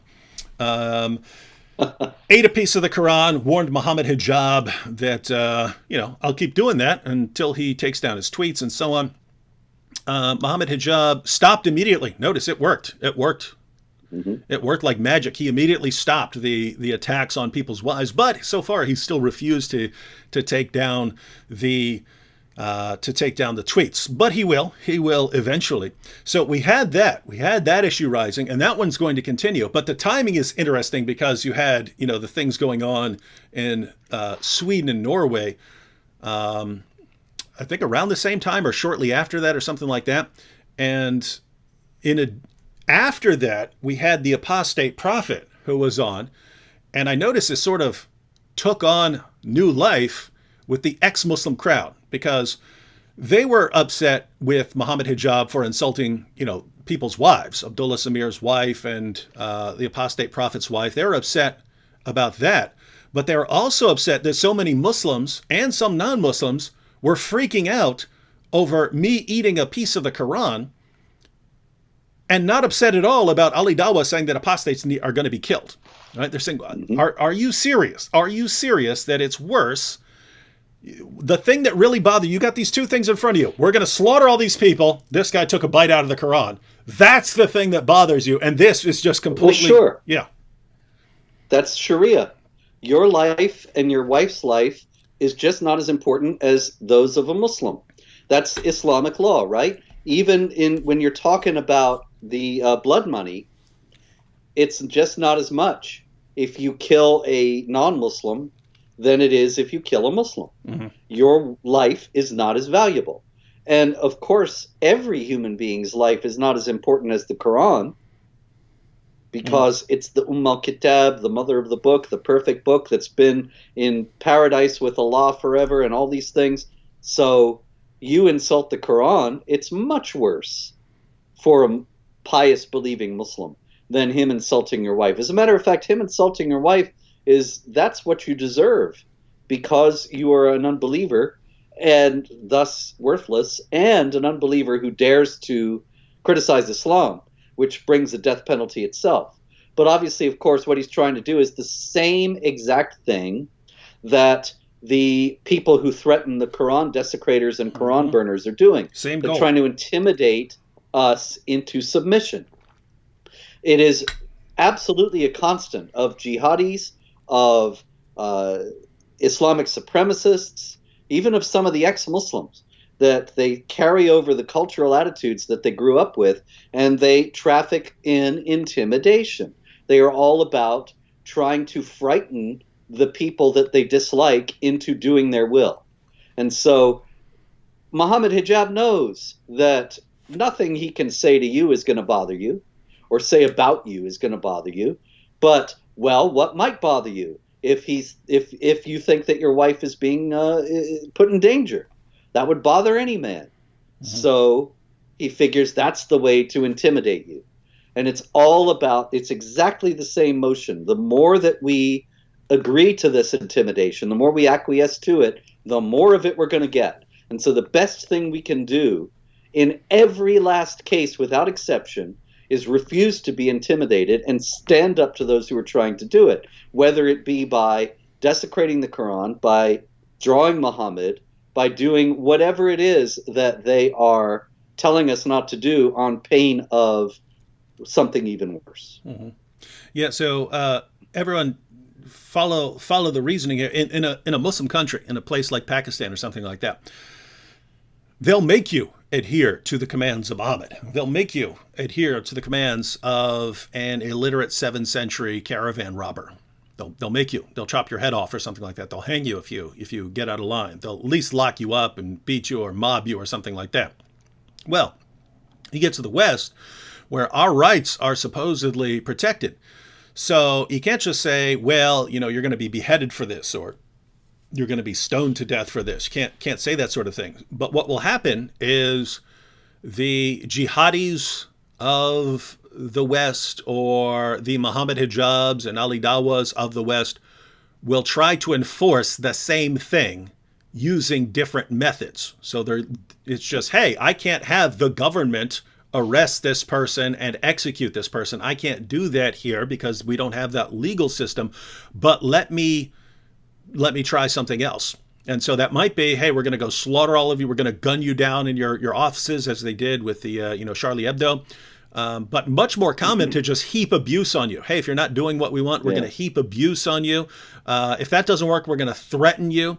And then Mohammed Hijab's brilliant theory was, well, if that doesn't work, I'll go after your families. I'll go after your wives, because even if you aren't afraid, you don't want your wife. You don't want your wife being harassed. And so if I start a campaign to harass your wives with violent rape imagery and torture imagery, now you're gonna rethink this. That's the ticket. Now I've got you guys on a leash. And so anyway, I took a bite out of the Quran over that. Then it was, well, now I'm going to get you defunded on Patreon. All of a sudden, I have more patrons than I've ever had before in my entire life. And so what Robert is saying, look, above all else, and this is the real point. This is the real point of the Quran contest, or of, taking a bite out of the Quran, is, to all our Muslim friends out there, get it out of your heads that you control us. Get rid of that idea. Just get rid of that idea and we're good, right? Stop trying to control us and stop plotting to control us in the future. Get it through your heads. We're not going to be controlled by the commands of an illiterate 7th century caravan robber. We're just not. We're not. Well, David, that's true, and we're not, but they're never going to give it up because it's a divine command. After all, remember, chapter 9, verse 29 of the Quran says that they have a divine command to make us pay the jizya with willing submission and feel themselves subdued. Feel themselves subdued is what they are trying to do. They're trying to make sure that we bow to their will, because they have to make sure that we bow to their will. That's what Allah told them they have to do. And if we will not bow to their will, they will keep on trying to get us to bow to their will in whatever way that they can, by threats, by abuse, by calling us names, by trying to get us shut down on various social media sites. Whatever way that they can think of, they will employ, but they're never going to give it up. Because if you are of a mindset that 929 is marching orders for today, then you have to make the non-Muslims feel themselves subdued. And we do not feel ourselves subdued. Hence, they got to keep up the pressure. And if that doesn't work, step it up even more. Yeah, I don't know about you, Robert, but I'm definitely not feeling subdued here. I'm not feeling subdued, ladies and gentlemen. Imagine how much of that you're going to have to pay in jizya. What are you talking about? I'm going to fund everyone. I'm going to fund everyone these guys don't like. All the guys who ended up, their plans backfiring and then they end up sending money. I'm going to find out everyone they don't like and make it rain money on these people. So, all right. Now, so where did we get to? Oh, I did want to play a video clip. So, wait. Yes, sir. Here we have Vivian here, and I've seen numerous requests like this. Vivian said, "Can David eat more verses?" Yeah. You have to wait on that. So, Vivian, the idea is take requests. Yeah, I am. Why don't you eat 98.6? I've always liked that one. That's the plan, but I don't want to just keep doing the same thing over and over because I'm an escalator. I'm an escalator. So again, yes. I'll just give everyone the outline. The next step is my origami lesson. Call it Koranogami, where the first video there, I'm going to show how to make an origami pig out of pages of the Quran that talk about the pig. All right, so it's nice and creative, and then that'll be out there, and then after that, then I will have an entire live stream, me and Sam Shamoon, where we take requests on which verses we're going to eat, and it's cool. I'll have Sam here. Sam will basically, you guys request it, and then Sam will explain why someone doesn't like that verse, why that's a reprehensible verse. That's when I'll have a nice plate of bacon and a 6-pack of beer, and I'll take a bite of bacon. I'll eat the verse that you don't like. I'll wash it down with some beer. All of that will, be mixed up in my tummy, and everything will be dedicated to Mohammad Hijab. And after we finish that, ladies and gentlemen, after that live stream, that will be the end of my warnings. Right? Because up to then, these are all warnings. After that, notice I haven't told other people to do this. I haven't invited other people to join in any of this. I just warned Mohammad Hijab, this is what I'm doing. So that will be the end of the warnings. And after the end of the warnings, that's when I will start. Oh no, there is one more after that. There is one more warning after that. I forget my own. I'm the best of plotters, but I forget my own plots. After that, but this one, people will actually be involved. I'm going to have 101 ways to destroy the Quran. That one I will actually make a video on and take requests of all the different ways you want to see me in one video destroy the Quran rapid fire. And after that, that will be the last thing that I do just by myself in a video. After that, I will be inviting people to contribute videos and so on. So you just have to sit there and wonder, because think about this. The Prophet Muhammad was ordered by Allah. Hey, these unbelievers are saying they're going to mock you if you don't stop. They're going to mock your God if you don't stop mocking their gods. Stop mocking their gods. And Muhammad said, okay, it hurts me to take an order from them. It hurts me to back down like this. But for the sake of my religion, I will do it. And then you've got Mohammad Hijab today. What? Huh? Who cares about my religion? All I care about is my pride. Oh, me strong, me never back down. So Mohammad Hijab is actually greater than Muhammad in his mind. This is amazing stuff. Muhammad himself backed down because Allah ordered him to. Muhammad Hijab, I will never back down. Me strong than you. Me strong than Allah. This is interesting. David, stuff. Yeah. Doesn't that make Mohammad Hijab a blasphemer and an apostate? And what what happens to blasphemers and apostates according to Sharia? This guy's an apostate in like 20 different ways, right? Just from thinking he doesn't have to listen to the Quran, from thinking he doesn't have to obey Surah 6 verse 108, from condemning, mocking people's sacred symbols when Muhammad did that, so he's attacking his own prophet and his own God and Abu Bakr and all. It's just, this guy has no respect for anything but himself. It's amazing stuff, but it sure is fun to watch. Incredible. I have to say that, and it sure is good for me, ladies and gentlemen, because I have successfully managed to monetize Mohammad Hijab. All right. Now, where were we? Okay, so we had, I wanted to play this video clip because, we can share our thoughts on this, which started, and let me get the video pulled up, but this is Armin Navabi, ladies and gentlemen. So I ate a piece of the Quran as a warning to Mohammad Hijab. Then in a different live stream, the apostate prophet was annoyed that people were more upset with me taking a bite out of the Quran than they were with people saying he and his fellow ex-Muslims are going to be put to death. And so he started ripping up passages of the Quran saying, ripping up pages of the Quran saying, is this more important than my life? Is ripping this book more important than my life? And then after that, Armin Navabi made a video of himself doing this. This is a short video.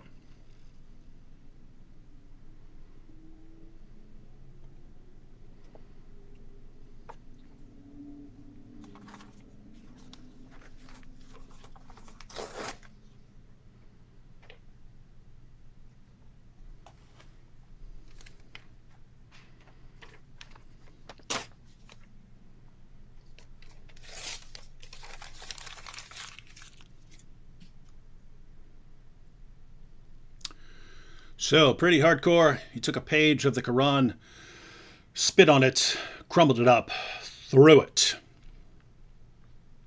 What do you guys think about that? First, what are your thoughts on this? Because, Robert, there are lots of situations where I think, like, when Terry Jones was having his burn the Quran, I actually debated him and said, hey, this is stupid. Don't do this. But with ex-Muslims who are actually under a death sentence for this stuff, even years ago, if an ex-Muslim was saying, I'm gonna burn the Quran, I'm like, hey, there's nothing I can say to someone who's under a death sentence simply for leaving this religion. But now it's where, the apostate prophet is just, guys, how do you not get this? And it seems that what I've gathered, I haven't been following it completely, but what they're saying is, we're going to do this. We're going to desecrate your Quran until everyone is desensitized to it. And so you don't start threatening people with death over this nonsense. And maybe you'll get to a point where you don't want to kill us for leaving your religion. So they're basically doing something similar to, they're drawing cartoons and things like that. Hey, get over this stuff. We're going to keep doing this stuff until you get over it and stop thinking that people need to die over this stuff. Yeah, I would expect that some of these people that are doing this now, they would object to the hardline party of Denmark and Rasmus Paludan and to stop Islamization of Norway. And they would say, oh, they're right-wingers and so on. But they're doing the same thing that they did. And I've even seen people saying that you have to have the right people to do it. But I think that's ludicrous. The action is what's important here, not the actor. And in this case, they are doing exactly the same thing that needs to be done. They are showing that this reaction that Muslims are having, those who are threatening them are having, is completely disproportionate to the act, and that it is part of a free society to have free expression. You can't have free society if you have a protected class that is immune from criticism or mockery. And so if there is some group that it is illegal to criticize or illegal to mock, and you cannot take their holy book and chew it up and spit it out, then that group is immune from criticism, and that is the gateway to tyranny in any society. If you have a group that is above criticism, forbidden to criticize, then they can do whatever they want and nobody can say a word. So it is absolutely essential for the health of a free society and the continuation of a free society to have people doing this, whether they are so-called far right or whether they are leftist atheists or everything in between. The people who are doing this are standing up for a core principle of any free society, and a free society cannot be a free society unless this principle exists and is defended. Mm-hmm. Yeah, and that's my view. There's lots of situations where someone was just, standing on the street for no reason and just for the sake of annoying people was ripping something up or spitting on something. I'd say, grow up, or something like that. But my goodness, we're talking about people who are actually under a death sentence. And if the adherents of this ideology ever get power over them, they're openly admitting now, we're going to kill you. They're openly saying it. Yes, we're out doing our dawah every single day, winning converts. And if we ever really get the numbers, you're dead. And for some reason, these guys go, okay, you're saying you're going to kill me. Here, look, I'm spitting on your butt. And you have to die. You have to die. And so they're doing an awesome job getting people to reveal their true colors. Because again, when you're saying, hey, here's what I really think of your ideology, which calls for my death. This is how, the contempt I have for your book because of what it teaches you. Here's what I think about it. And then all the adherents of that book do is prove them right. Yes, now we're all going to kill you. Now you disgraced our book. Now we're not just going to kill you because you're an apostate. We're also going to kill you for, desecrating our book. And so now you're under multiple death sentences.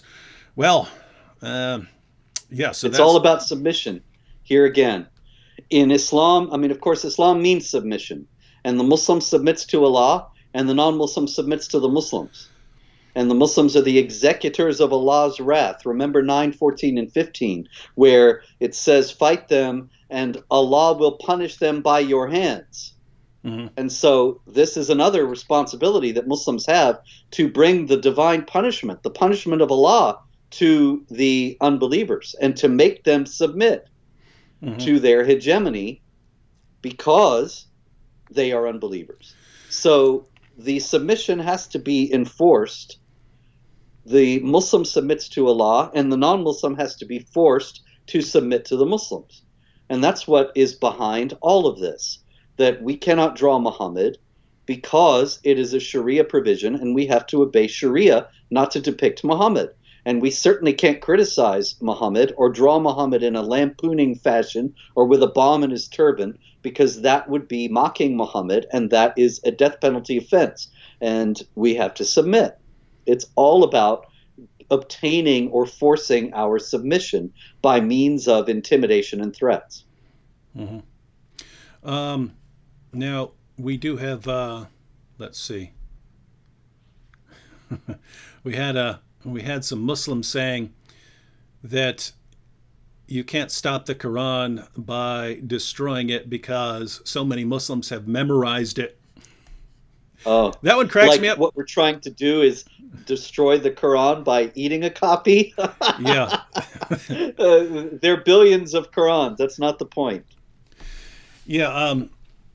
That's not what anyone here is trying to do. But I do think that's funny, just because now that we know that there are holes in the narrative. No, Muslims have not memorized the Quran, not the entire thing. Let me give you a quote from Abu Ubaid's Kitab Fada'il al-Quran. This is a quote from Ibn Umar. This is Ibn Umar, son of the rightly guided Caliph Umar. And Ibn Umar was also a companion of Muhammad. He once noticed that Muslims after the death of Muhammad were going around saying that they had memorized the entire Quran. Watch how he responds to them. Let none of you say, I have learned the whole of the Quran, for how does he know what the whole of it is when much of it has disappeared? Let him rather say, I have learned what remains thereof. So to all my Muslim friends out there, never, ever, ever say, Muslims have memorized the Quran. You say there are Muslims who have memorized what's left of the Quran after so much of it was lost. That is the correct position. Oh, but you never heard that before, right? Yeah, that's because your leaders are a bunch of liars who lie to you and say, perfect preservation, right down to the letter. My goodness, do some research, guys. Do some research. Proverbs here says, here's an interesting comment, Robert. Interested in Yes, sir. your thoughts on this. Proverbs says, as a Christian, no matter what, I will still try to be respectable. We have to show them what a true Christian should act like. So the idea here is a Christian would never disrespect someone else's position or book or be insulting or what are your thoughts on that? David, this is an extraordinarily important point. And it touches on what we discussed before, that this is not really about the disrespect. If they said, you cannot draw David Wood, then we would have to draw David Wood.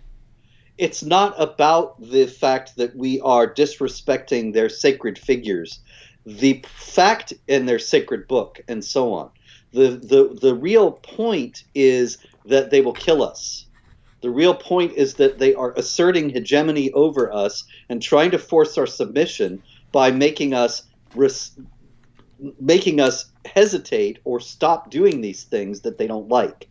And they happen to be acts of disrespect for their religion. That is unfortunate. Mm-hmm. I would love to be respectful and happy with everybody. The thing is, though, that I also want free society to survive. And I want the church to survive.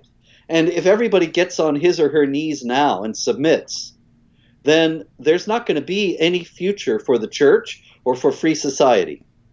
And so as an act of respect for the people in the church and as an act of respect for the people in the free society, I will stand up to the violent intimidation and make it end right here instead of encouraging it. Mm-hmm. It's not an act of charity to encourage violent intimidation that will ultimately overwhelm and enslave our children and our children's children. It's not being a good guy and being respectful and kind and being Christ-like to ensure that our children and our children's children live lives of the slavery of dimitude, the submission to Islamic law that they would be forced into if we keep encouraging and submitting to this intimidation. And so we have to stand up for it here.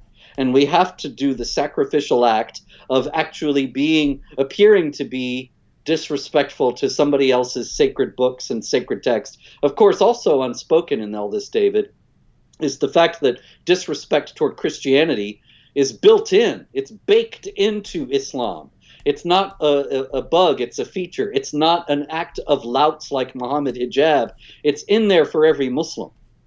And of course, Christians nowadays, that's never spoken of, and we have people like the Pope going around denying it and claiming completely counterfactually that the Quran rejects every form of violence, and he's never said a word about the Quran denying the incarnation or the redemption or the resurrection, which is insulting to Christianity and to Christ himself.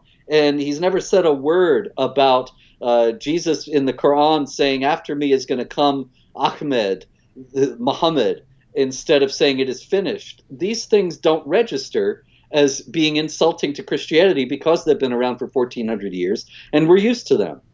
But we Christians in Islamic societies have to endure insults to their religion all the time.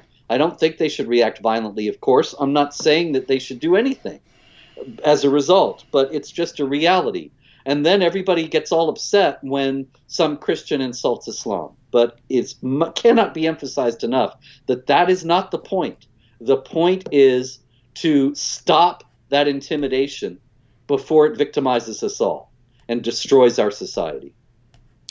Yeah, and Proverbs here, with your emphasis on respectability, I would encourage you to read the Bible. Read Matthew 23. Read what Jesus said to the scribes and Pharisees of his time when he's calling them fools, blind guides, whitewashed tombs full of all sorts of uncleanness. He insults them. He mocks them. That's a pattern in the Bible. And the pattern that you find in the Bible is, yes, there were all sorts of times when Jesus would be the nicest person in the world. If you were an outcast, if you were abused and oppressed by others, he was going to be the most loving person around. If you were an oppressor, oppressing people, especially a religious oppressor leading people astray, he was coming to pick a fight with you, right? He was going to shower you with insults, right? That's a fact. Again, that's a pattern we see throughout the Bible. So we have to say, according to the Bible, there's a time when you're just not respectable, right? There's a time when you put people in their place. There's a time when you insult. There's a time when you rebuke, even with mockery. We find that in the Bible. And again, the pattern that you find is, this is most commonly associated with religious leaders who are leading other people astray and with oppressors. Now, if the pattern we find in Scripture is religious leaders who are leading other people astray and with oppressors, Old Testament or New Testament, same pattern. If those are the people who are on the receiving end of insults and mockery, well then, who's the ultimate religious leader who's leading people astray and the ultimate oppressor? Why, it's the same guy, Muhammad. So I would say, hey, if there's anyone that you could say, according to Scripture, we can go after this guy with insults, mockery, it's Muhammad. So There's a big problem, David. A big problem in the church today and in the world as well, actually, that people have confused being charitable in a Christian sense, being loving in a Christian sense, with being nice. And all too many church leaders, all across all the sects and denominations and whatever else you want to name, there are leaders in every church who say that we have to love our Muslim brethren, and by that they don't mean we have to love our Muslim brethren. What they really mean is we have to submit to the intimidation of these jihadis who are trying to force it from us, and we have to refrain from saying anything about the persecution of Christians by Muslims in Africa and the Middle East. We have to refrain from saying anything about the ongoing second-class status of Christians in Egypt and Syria and other places where they were conquered centuries ago. We can't say anything about any of that because we have to be charitable. That is not what it means to be charitable. Mm-hmm. And it completely ignores what you were pointing out, that Jesus himself did not behave that way. Elijah the prophet in the Old Testament did not behave that way. He mocked the gods that he was up against when he was proving who had the real God. The record is very clear on this, but this is probably the foremost aspect of the biblical message that has been lost today and completely overlooked. And you have guys like Rick Warren going around and reaching out to groups with and individuals with ties to Hamas and the Muslim Brotherhood. You have the Pope signing his ridiculous declaration with Ahmed al-Tayyib, the Grand Sheikh of Al-Azhar, saying that terrorism comes from economic and social factors and not from any teachings of any religion. And of course, he said in an earlier document that authentic Islam and the proper reading of the Quran reject every form of violence. There are so many examples of this from so many churchmen, and it's frankly insidious. It's dangerous. I'll give you one last example. That is Bishop Robert McManus of Worcester, Massachusetts. I was supposed to speak up there a few years ago at a Catholic conference, and McManus canceled me, which is true of many, many Catholic bishops. I was really on their list for a while. Now I just don't get invited at all. But that's all right. The real thing about McManus that was disturbing was that he said that the problem is that I was going to come in and talk about the persecution of Christians in Nigeria and elsewhere by Islamists, and that would harm the dialogue that he was having with the Muslims in the Worcester, Massachusetts area. Wow. So in other words, in order to maintain his dialogue, which hasn't accomplished a single thing, hasn't saved one Christian from persecution, hasn't converted one Muslim to Christianity, hasn't saved one church from being burned or appropriated as a mosque, in order to save this totally illusory dialogue, he's going to stop talking about the persecution of Christians. And so the church, instead of standing up for the brethren who are persecuted, stands down and submits. And that's what this desecration and the burning of the Quran and all these other things are designed, and the Draw Muhammad contest that we had, that's what it's all designed to prevent. So that a society in which the church can flourish and in which all free people of every faith can flourish can still be preserved. If we start kowtowing to violent intimidation, those things are going to be obliterated. Yeah, and on that issue, I mean, this was a while back, but I actually had a video banned by YouTube as hate speech that was simply reporting statistics on persecution of Christians. And the top 10 countries that were basically the worst countries to be a Christian in because of the levels of persecution there. And all I did was read statistics off, and YouTube banned that as hate speech. But similar idea, you can't say this kind of thing because it's going to hurt and offend the wrong people. But what you were just pointing out right there, hey, Robert, you're going to talk about persecuted Nigerians and so on, and that's going to injure my relationship with these guys. So we have to keep quiet about that. That is, it's similar to the situation with hijab in that people like Mohammad Hijab and the terrorists and the oppressors and the radical ones who want to take over and execute people, they use the nice Muslims that we want to get along with to basically shield their activities from criticism, right? So in other words, this is the message that we get from Islam. Hey, these guys are, gang raping little girls, and these guys are blowing you up, and these guys are, saying abusive things about your wife, and these guys are saying they're gonna kill you as soon as they take over. But you have your nice Muslim friends, and you don't want to hurt your relationship with those people, do you? Therefore, turn a blind eye towards everything these people are doing.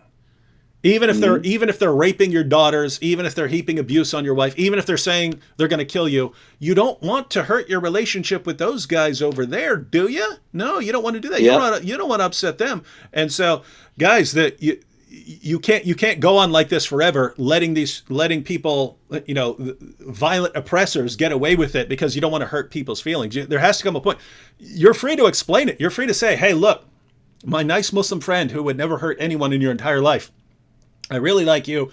I hope that we can continue having a friendly relationship. However, I cannot ignore that person. Either you expose him and call him out, or I'm going to. But when I do it, don't come complaining to me that I'm hurting your feelings, right? And so, well, David, there are some Islamic groups in the United States that have this kind of thing down to a science. Oh yeah. And it's part of the plot. It's part of the plot, right? That's why I'm pointing it out. This is a means of controlling you people, right? Notice everything Robert and I have been saying this evening. It's all about control and how they can control you. Well, guess what? The people who want to control you use the peaceful, nice Muslims that you're familiar with as a weapon against you to silence you. Notice they will use anything to keep you silent about what's going on and what Islam teaches. And guess what? They're pawns. They're pawns in part of this scheme. Yep. It's a consciously worked out strategy, and I've encountered it many times.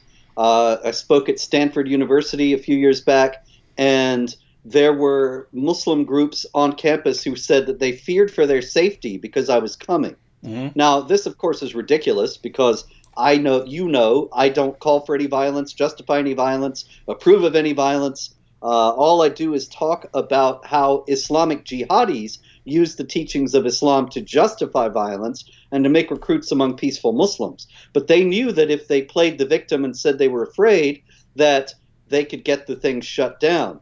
In the same way, I spoke at a county Republican club up in New England last year. And there was a Muslim family in the area that the local press found, and they said, yes, we're afraid because Spencer's coming to speak.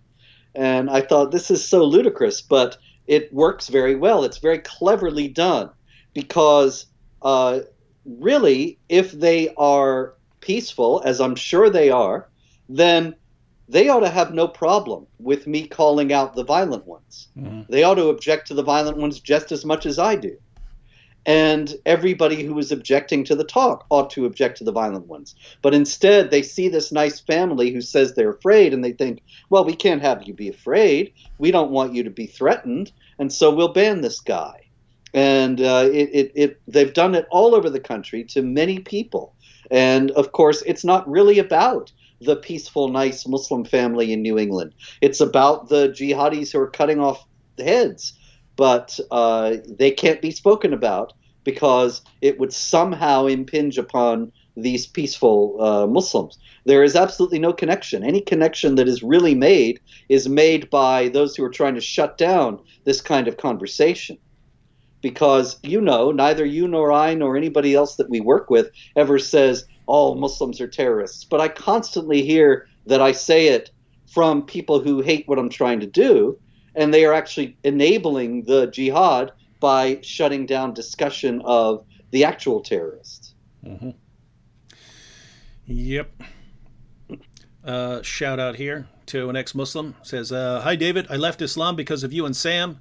You're doing an amazing job. Thank you, and keep it up. Keep serving our Lord and Savior. We will. I look forward to hearing from many, many more. So, ladies and gentlemen, as far as you Christians who think, you shouldn't hurt people's feelings.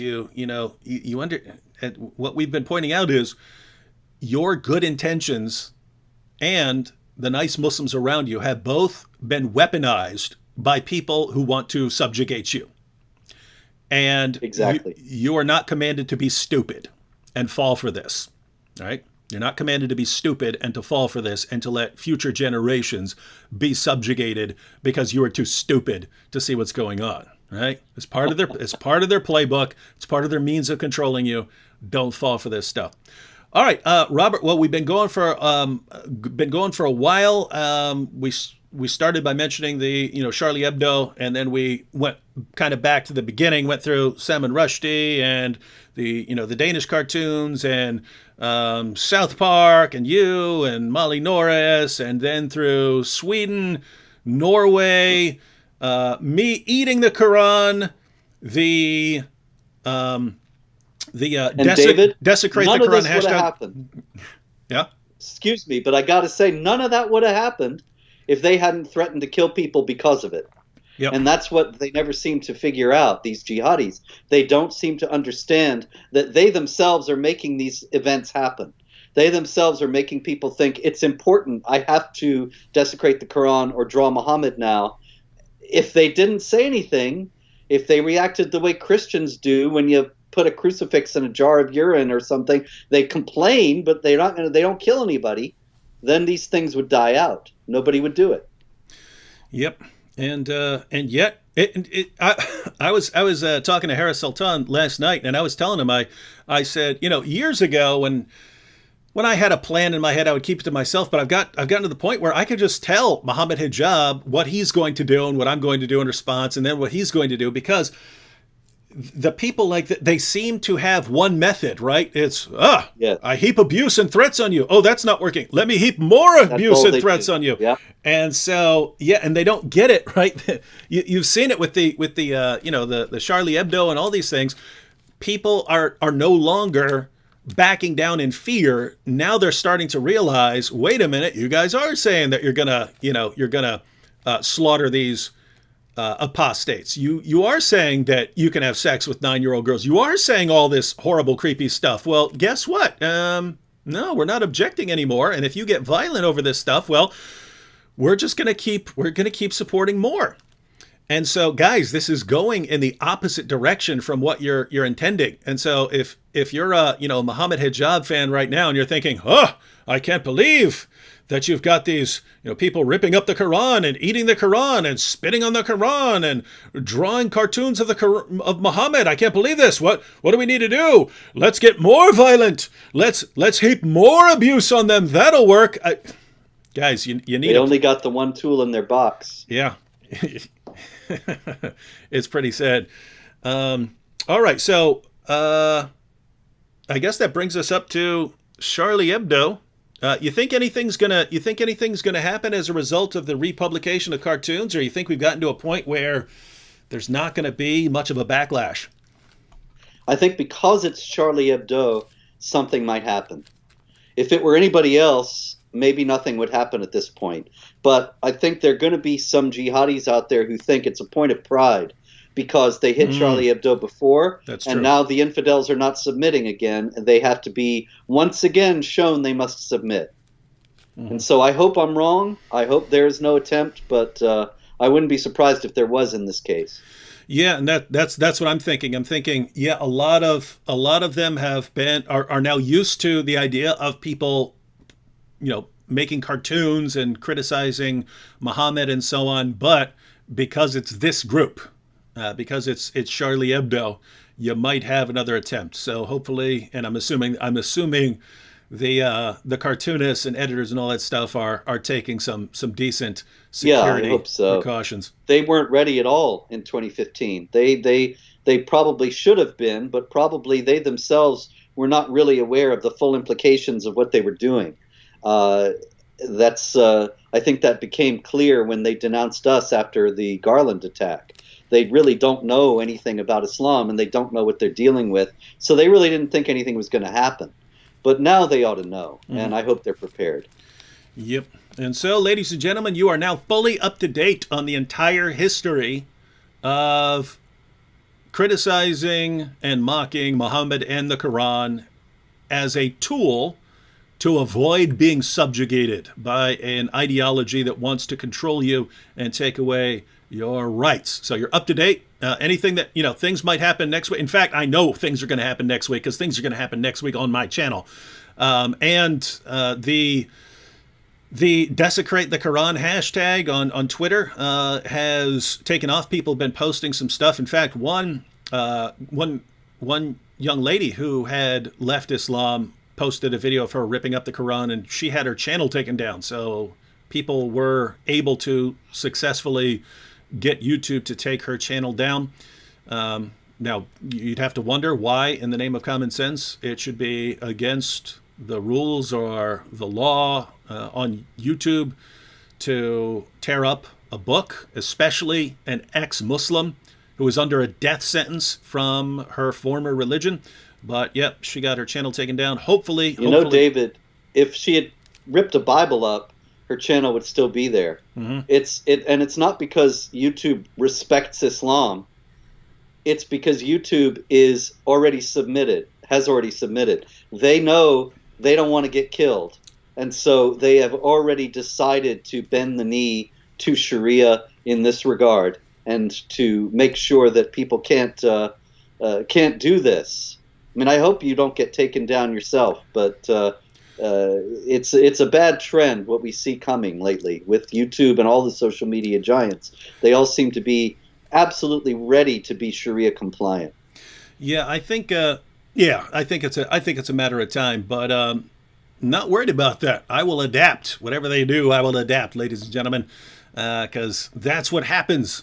See, I keep pointing this out to people. The Muhammad Hijabs of the world, the Ali Dawahs, they keep thinking, hey, if we just keep heaping abuse on these guys, they'll eventually back down. You don't realize everyone who could be pushed around like that, ladies and gentlemen, is already gone, right? They're doing other things. What you're down to is people who will never back down, and you could saw our heads off and we're not going to back down. And so you need to give up on the intimidation tactic. And check this out. Think for yourself says, these guys getting paid to spew this hateful rhetoric. Well, he actually said hatful rhetoric. So these guys getting paid to spew this hatful rhetoric. Think for yourself, do I look like someone who's getting paid here? Do I look like someone who's getting paid? I'm just trying to figure this one out, because I don't know why you'd say that about me. And then Zero Animosity apparently hasn't been following anything that's going on, because he says, bye-bye your Patreon. I guess he's been following Mohammad Hijab's video, and Anan Rashid and Ali Dawah and Fareed, who are all campaigning for Patreon to get rid of me. Yes. Zero animosity. Were you not following anything that's been going on? These guys have gotten me literally hundreds of new patrons on Patreon. And that's why I'm flashing cash here, right? These guys, you don't realize I've monetized these guys. These guys work for me doing what I want them to do in destroying their ideology. And even though they're working for me, they're paying me to work for me. And they don't realize it because they don't realize Allah's not the best of planners. I'm the best of planners. They don't know it. They don't know it, ladies and gentlemen. All right, Robert, any final thoughts before we take off? Oh, my goodness. I wish that people would stop submitting and recognize the multifaceted ways in which Islamic supremacists are trying to get you to submit. And so many people fall for it because they think it's being charitable or being nice. Cut it out. Get off your knees. Stand up. If we do not, then our children are going to be on their knees. And I don't want that. Nobody should want that. That is correct. And just thank you, everyone, for joining us. The links to Robert's website, that's the main resource you'll want from Robert, because that is the best place on the planet to stay up to date every day on what's going on in the world of jihad. So go to Jihad Watch. The link's in the description box. I also have a link because several of you have asked if Robert has a YouTube channel. Yes, there's a link to Robert's YouTube channel in the description box. And also to the greatest book there is on the topic of jihad, Robert's book, The History of Jihad. A link to that book on Amazon is also in the description box. So you'll definitely want to subscribe to the channel. Check out the website if you're not already on there. If you're following my stuff and you haven't been following Jihad Watch, I don't know where you've been all these years, but definitely get the book History of Jihad. And I pointed out before, there's a lot of information in there. At the very least, get the book and learn the first chapter well. Learn that chapter well. Other than that, so in order of importance, I would say first chapter most important, then the second chapter or the last chapter, because you have the rest of the first generation of Muslims, and then you have current events. But David, all the other chapters, chapter 3 through 9, that's all the material that hardly anybody knows. That's what I'm saying. I'm saying in terms of significance, as far as being able to say Muhammad taught this and his companions taught that, and understanding the world today. Those things I think would be most important to most people, but you're right. It wasn't until, because that was most of that, those chapters 3 through 9, most of that was new information to me. And I've been talking about this and debating this for years, and you don't really get it. Even after all these years of studying the Muslim sources, you don't really get jihad until you read through that entire book and you finally get it. This is relentless, and each generation just keeps forgetting what happened right before it. And people just do not understand that this has been coming at you for 14 centuries relentlessly. The only time it stops is when it has been stopped. And when people stood up and wouldn't take it. Mm-hmm. And so that's what we got to figure out how to do to nowadays. Yep. And I'm feeling pretty good. I think we're doing it. I think we're doing it. These are interesting times. Oh, fun times. All right. I'll have a video out tomorrow, maybe 2 videos. I'm not sure if I'm going live tomorrow night, ladies and gentlemen, but just check out the channel and you'll either find videos or you'll find out when I'm live streaming. So, if you haven't clicked the bell, be sure to subscribe and click the bell to get notifications. We got some cool stuff coming up for you and some cool guests. Thanks, Robert, for joining me, and catch you all next time. Thank you, David. Mm-hmm.